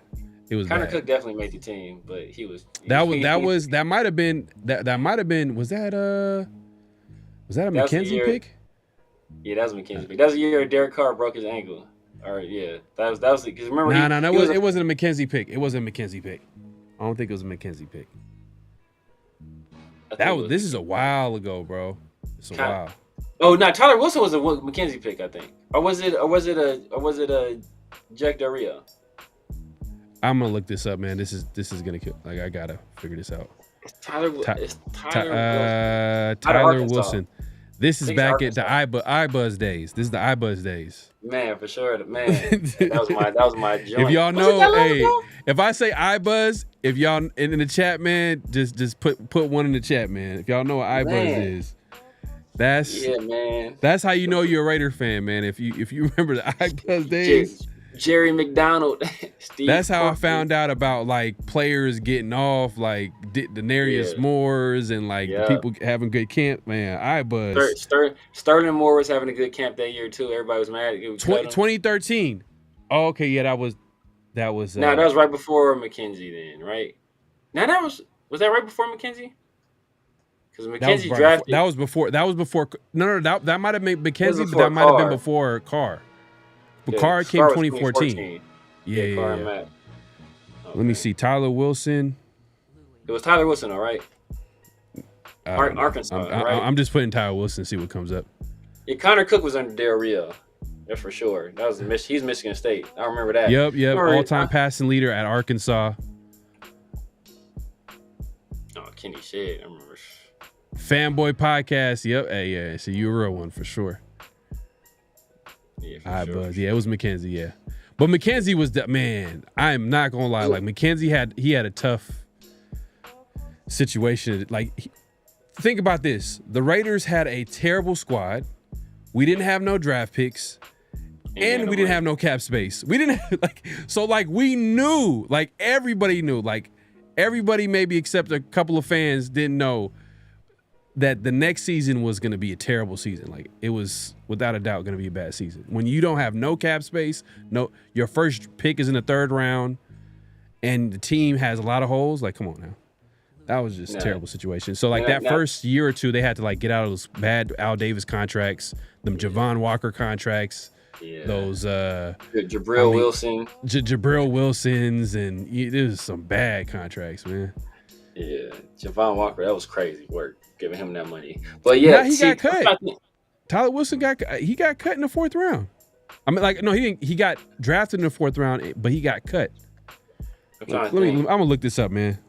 So it's I remember Raiders. It was a year. I don't think it was McKenzie. It was a year we drafted Quentin Moses out of Georgia. Bro, Look at Oakland Raiders, NFL.com. This is September 1st, 2013. Remember, he got drafted in 2013. Several eyebrows were raised when Oakland Raiders were one of the 3 teams to keep 4 quarterbacks on their 50-man roster and cut down. Those eyebrows now can return to normal. Tyrell Wilson was waived Sunday. That's crazy. So they kept them. They kept them on initial, then they waived them. So they kept them to make it not look bad. To make it look not bad. A 4th round pick in April's draft, basically the same year, was waived on Sunday. So the same year he was drafted. This is when, and this is where the Matt McGloins. Remember, you guys remember Matt McGloin? Matt McGloin outplayed a Tyler Wilson, and it was so good. He outplayed him so bad that he took his job. That's crazy. Y'all remember that? It was a Terrell year. Pryor. Terrell Pryor was on that team. You know what I mean? Yeah. Terrell Pryor. Did he ever get another shot? Oh, So he did, but nobody didn't do nothing with it. At the time, the Raiders had 3 quarterbacks on the roster: Terrell Pryor, Matt Flynn. We all know how that worked out, and Matt McGloin. Oh, and Dennis, I think that was Dennis Allen, first year head coach. Oh my goodness. It couldn't have been his first year because he got. Was it his first year? Or it was his first year. Yeah, that was his first year. Because he never got the coach Carr. Now he coached Carr for a little bit, and then he got fired like 4 games in. Yeah. So he coached for a year in some change, kind of like the McDaniels treatment. Quentin Moses died? Dang, because that's another guy. I don't remember if that was McKenzie or not, but we took Quentin Moses in the 3rd round. I remember Quentin Moses was killing everybody. He was killing everybody in minicamp. Yeah, he was killing everybody in minicamp. And then he got to training camp, and then he just wasn't the same. And then he got cut. Then I think he went to the Dolphins after that. And then Quentin Moses. He did die. He did die, yeah, last year. He did die, Was it last year? It was a few he years died. ago. 2 years ago. Oh, no, this is, oh, man, damn, time flies. 2017. 2017? Damn. Yeah. So what's crazy is that Quentin Moses died. Quentin Groves died. Oh, damn. I'm like, damn. Quentin Groves died. DJ Hayden, of course, he died. Thomas Howard died. It's Super Mario Henderson. The DJ Hayden one, that was sad, man. That was like crazy. I would say Moses was way before. That was a long time ago. Yeah, I remember. I thought Quentin Moses was supposed to be a dog, and then I thought he was gonna be that dude for us, and then it never panned out. But yeah, DJ Hayden, Mario Henderson. Quentin Groves, yeah, he died. But I think Quentin Groves was dealing with some stuff though. Like he had some issues. Like medical issues. Medical stuff. Like so, it was like even when they drafted him, he was kind of like like an inspiration story, like because he had a lot that he was going through medically. I think. The Jaguars drafted him, I think, and I think we got him from the Jaguars because I think we had him and Cameron Wembley, so we got him from the Jaguars and Cameron Wembley from the Browns. Oh damn, he was drafted in the 2nd round by the Jaguars, right? Yeah, played in Auburn. Yeah. Damn. Yeah, the DJ Hayden's that was sad because like that was sad. He was a car accident, right? Car accident, but like his story, the way he how he almost died and he overcame that, and then like to just go like damn, it's just messed up. We should not have drafted him in the 1st round though. But damn, that was a tough draft though. That was a tough draft. Everybody was a bust. Hold up. What year was that? Was that the 2013 draft? That might have been the 2013 draft. Might have been.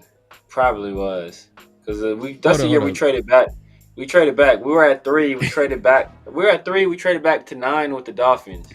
Oh, this is where I McKenzie was getting roasted because the way when the negotiation, like what were you thinking? Like we didn't get like no 2nd round pick. Did we even get a 3rd round pick back from dropping from number 3 to number 9? It was terrible. Everybody roasted him, and then we picked DJ Hayden. Like and a lot of people didn't like him, but that was a bad draft because a lot of people wanted Deion Jordan, but he ended up not being good. A lot of people wanted Ziggy Ansah. Ziggy Ansah was good for a minute, but he was hurt all the time, and he never really. Lane Johnson though was a beast though. Lane Johnson was a beast. He's still playing, right? He's still playing. Still, he's a monster. He's like one of the best tackles in the game. But yeah, he's up there though. Ansah, yeah, you're right. Is Ansah still in the league? I don't know if Ansah is in the league. Nah, hell no. Ansah not in the league. He was hurt way too much. Damn, everybody's a bust. Look at the 2013 draft. Damn. Deion Jordan went number 3. Lane Johnson went number 4. He's not a bust. Ansah. Oh yeah, that's the one they say is the worst. I think they say that's one of the worst drafts. I think Kyle Long was in that draft. Was Eric Berry in that draft? Let me look. Barkevius Mingo went 6. Oh, Barkevius Mingo out of LSU went to the Browns. Nasty. Cooper. Jonathan Cooper, guard. Tavon Austin went number 8. D. Milner, remember corner from Alabama? Milner, the Jets, bust. Trash. DJ Fluker, you remember we had him last year? Yeah. Or was he the Titans? He went to who drafted? It doesn't even say the team. Out of Alabama. That's wild. It didn't even say what team. I think the Chargers drafted him. Chargers ended up drafting him, but then he didn't pan out. Oh, DJ Fluker did go to Chargers. Okay, yeah. Because the running joke was Telesco came back and he got rid of all his former Charger players that he cut originally, and DJ Fluker was one of those guys. Fluker, and it wasn't Darius Fine. Jerry Tillery was the other one. Oh, Tillery and DJ Fluker got Tillery and DJ Fluker. And then DJ Hayden got drafted at pick number 12. Sheldon 12. Richardson. So we traded from 3 to 9. Oh, Sheldon Richardson was cool for a little while. I think he went to Mizzou too, right? Star Latula out of Utah. Yeah, he was solid. I guess he was solid. It was cool. Kenny, he went to the Panthers, right? Kenny Vaccaro, the safety. Kenny Vaccaro, he went to the Saints. I remember that. He was okay, and then injuries, and he just is whatever. EJ Manuel, we already know. Like he mentioned the Bills. I remember that. He had a tough career. Yeah. Jarvis Jones. Eric Reed. Eric Reed was good. Eric Reed was good.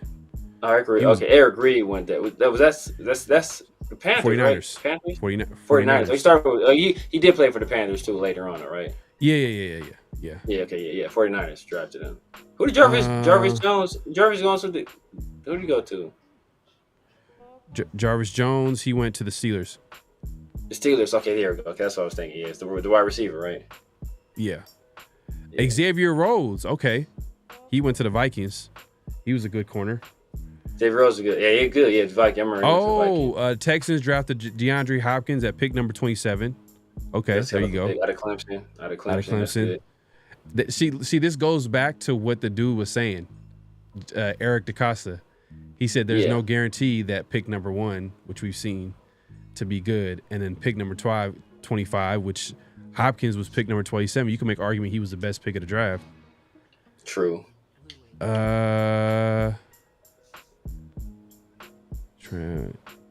Yeah, man. It's tough, man. This draft was tough. Like almost every pick in like the first 12 picks, like literally everybody was a bust. Eric Fisher, to put it in perspective, Eric Fisher was the number 1 pick. The Chiefs. Oh yeah, the tackle. Yeah, man, that's for them to get that right there. I love when the Chiefs fail, man. I hate the Chiefs. Sorry for any Chiefs fans watching this, man. Hey, look, this is strictly Raider channel, man. So I don't care, man. But hey, man, we appreciate everybody coming through. It's been a great show. Tyler Wilson was bad, coach. We agree with that, and that's why he was waived. Yeah, exactly. Like he was so bad that Terrell Pryor didn't even know how to pass the football, and we realized that he literally could not pass the football. He's not accurate at all. Yeah. And he couldn't beat him out. So Tyler Wilson was really bad. Tyler Wilson was bad. Man, he was bad, man. And Matt McGloin, undrafted. Yeah, undrafted free agent. What was the perfect word that people were describing? He had moxie. Moxie, he had a lot of moxie. Yeah, man. Who was the other quarterback we had that was like that? It was Matt McGloin. There's somebody else we had like that. Oh, Bruce Gradkowski's better than Matt McGloin, though. But Bruce Gradkowski was another guy. Yeah, he was better. He's way better. Way better than Matt McGloin. But he had some games. I remember what was his first game starting was against the Texans, and he was actually pretty solid that game. But it didn't last though. Yeah. I remember everybody crowning DC to start out the Seattle preseason game. Yeah, that was a year after because that offseason, that 24 offseason, we picked up Matt Schaub. For the Texans. Bro, he was so bad. I was like, man, there's no way that he could. But he was serving with the Texans though. That's the thing. They was putting up video game numbers when he was with the Texans. No, but that was when at a different point in time. Like we got the older version of exactly. Yeah. And the older version who didn't really have he was not the most athletic guy. So he takes a dip on it. His arm strength is weaker and everything's it just looks real bad. We always get the most obscure quarterbacks, man. But what's the dude we had with the long neck? They came from the Buccaneers. Dang, somebody knows. Quarterback had the longest neck I've ever seen in my life, bro. His neck is crazy. It's like a giraffe, bro. It's ridiculous. I'm sorry, bro. This dude look like a straight giraffe, bro. It looks like an animal. It's weird.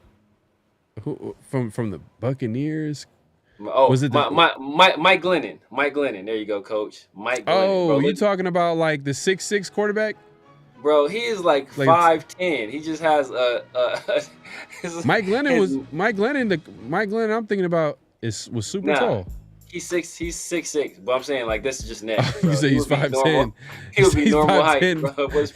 If he had a regular neck. If he had a regular neck, bro, he would be 5'10" and a half, bro.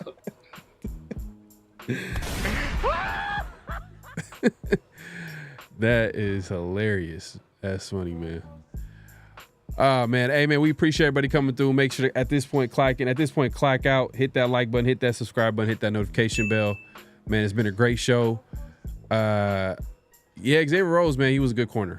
He got drafted by the Vikings. By Vikings, yeah, he was nice. And then eventually he left the Vikings. He went somewhere else, and it was still nice. Dolphins. I think the Dolphins. Was it Dolphins right after? Dolphins, yeah. I know he played. I know he played for the Dolphins. I don't know if it was right after the Vikings, but yeah, because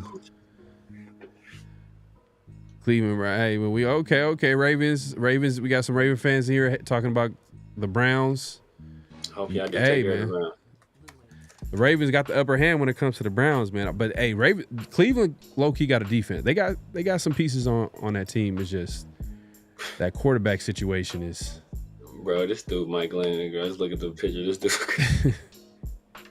it's crazy, Coach, bro. Coach, you're hella funny. Mike Glennon. We just talked about this. Yeah, Mike Gleason. Mike Glennon. It's something. It's Mike Glennon. Mike Glennon, no, it's Mike Glennon. Shit. Hey, cool, Kev, man. Hey, you're a real Raider fan right here, man. I remember this game. This was a 10 a.m. game in Pittsburgh. Yeah, and it was upset too. We no one had us winning that game. We're having a tough season. Bradkowski was starting, and it was a homecoming for him though, because he's from that area. Yep. What do you have? 3 touchdowns that game? Yep. He bought that game. Yeah, him and Lewis Murphy. Yep. Shaw fumbled holding the ball for a field goal, recovered it, and threw an interception. That's the Matt Schaub, and that's the encapsulation of Matt Schaub. When was that? Was that with the Texans or the Raiders? That did sound like some Raider shit though. Yeah, I think it was the Texans. Couldn't have been with us. Was it with us? Oh, it might have been with us. He was a holder. Yeah, I think it was with us. When I think about fumble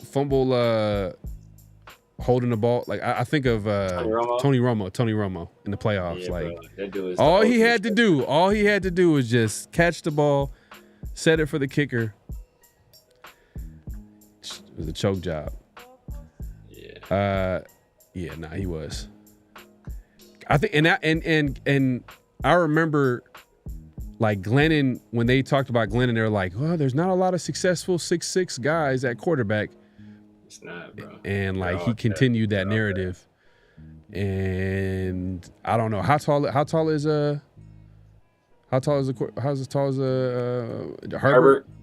Is he 6'6" or 6'5"? I think he's 6'5". He's 6'5". Trevor Lawrence is 6'6", I think. Or Trevor Lawrence might be 6'5". I'm gonna have that transposed. I think one of them 6'5", one of them 6'6". But let's see, man. Hey, man. But yeah, man. Hey, like I said, it's been a great show. Appreciate everybody coming through. Make sure to clock in. At this point, clock out. Hit that like button. Hit that subscribe button. Hit that notification bell. We appreciate everybody coming through, man. It's been a great show. Severe, if you want to let the people know where they can find you, what to look forward to, all that good stuff. You guys know what it is. The Severe Raider here on YouTube, on IG, on Snapchat, on TikTok, on X for the time being. Seeing how long they allow me to stay on there. You know, every night, man, the 50-50 show with my guy, PharoahNFL. We will be returning this Thursday for Around the Shield, so you guys make sure you guys stay tuned for that. Also got Tuesday show with my dogs, Chris from Protect the Shield and 805 Raider, as well as Sunday night with the Raider Room. So make sure you guys tap in. If you haven't done so already, slide over to my guy Pharaoh's channel and hit the like button on there. And if you haven't done so already, sub there as well. And, you know, if y'all want to continue the conversation, man, just leave a comment in the comment section. You know, I try to get to them, man. I don't always have time, but usually like once or twice a week, I try to holler at everybody in the comment section, man. So holla at me. Yeah, man. Hey, the Warriors took care of business, man. They won 99-88, man. They doing their thing. They must have had the scrubs late because they were blowing them out. Yeah, probably. You know how it goes. But yeah, they took game one. But that being said, yeah, we'll be back here next week, 50-50 show on Tuesday. But obviously, later this week, we got Around the Shield. Hopefully, we can get a guest this week, and we'll have a good show. Make sure to tune in this Thursday, like Severe said. And like Severe also said, we're going live on both our channels. So you want to make sure you're subscribed. Make sure to clock in, as we like to say it on this channel, by hitting that like button, hit that notification bell, all that good stuff, man. And, support the show, man. And leave a comment, too, as well. Let us know your thoughts on how the Raiders offseason is going, the draft. You guys obviously had some pushback today as far as how well you thought the Raiders drafted this year. You know, some of you guys, it was a mixed bag today. It was like, hey, I'm not really a big fan. I feel like there were some other good players on the board. Y'all made some valid points. Let us know why and why you think that. Or if you feel like this is a good draft, let us know, because people also read the comments and they want to hear what you guys have to say. So we respect everybody's opinion. Just keep it respectful. And also let us know who would you like to have on the show as well. Like Around the Shield is a show that we want to bring people on as well. So like if there's people that you guys have in mind, let us know in the comment section after the show completes, man. Make sure to leave a comment. Man, we'll be back here soon, man. Appreciate y'all coming through. Severe, any last thoughts before we head out? Nah, man. Just make sure y'all stay tuned, man. And I got a question for all y'all, man. Y'all can leave it in the comment section. Who do y'all, outside of Jamarcus Russell, who do y'all think is the biggest Raiders bust of all time? It's something for y'all to leave in the comment section. Who do y'all think is the biggest Raiders bust of all time? We'll read the comments. We'll get at y'all on Thursday. See what y'all say. The biggest bust. That's a good question. Outside of Jamarcus Russell, who's the biggest bust, man? That's a good question, man. We'll be back here this Thursday, man. All right. Peace. Just win, baby. Hello? You play to win the game. You don't play to just play it.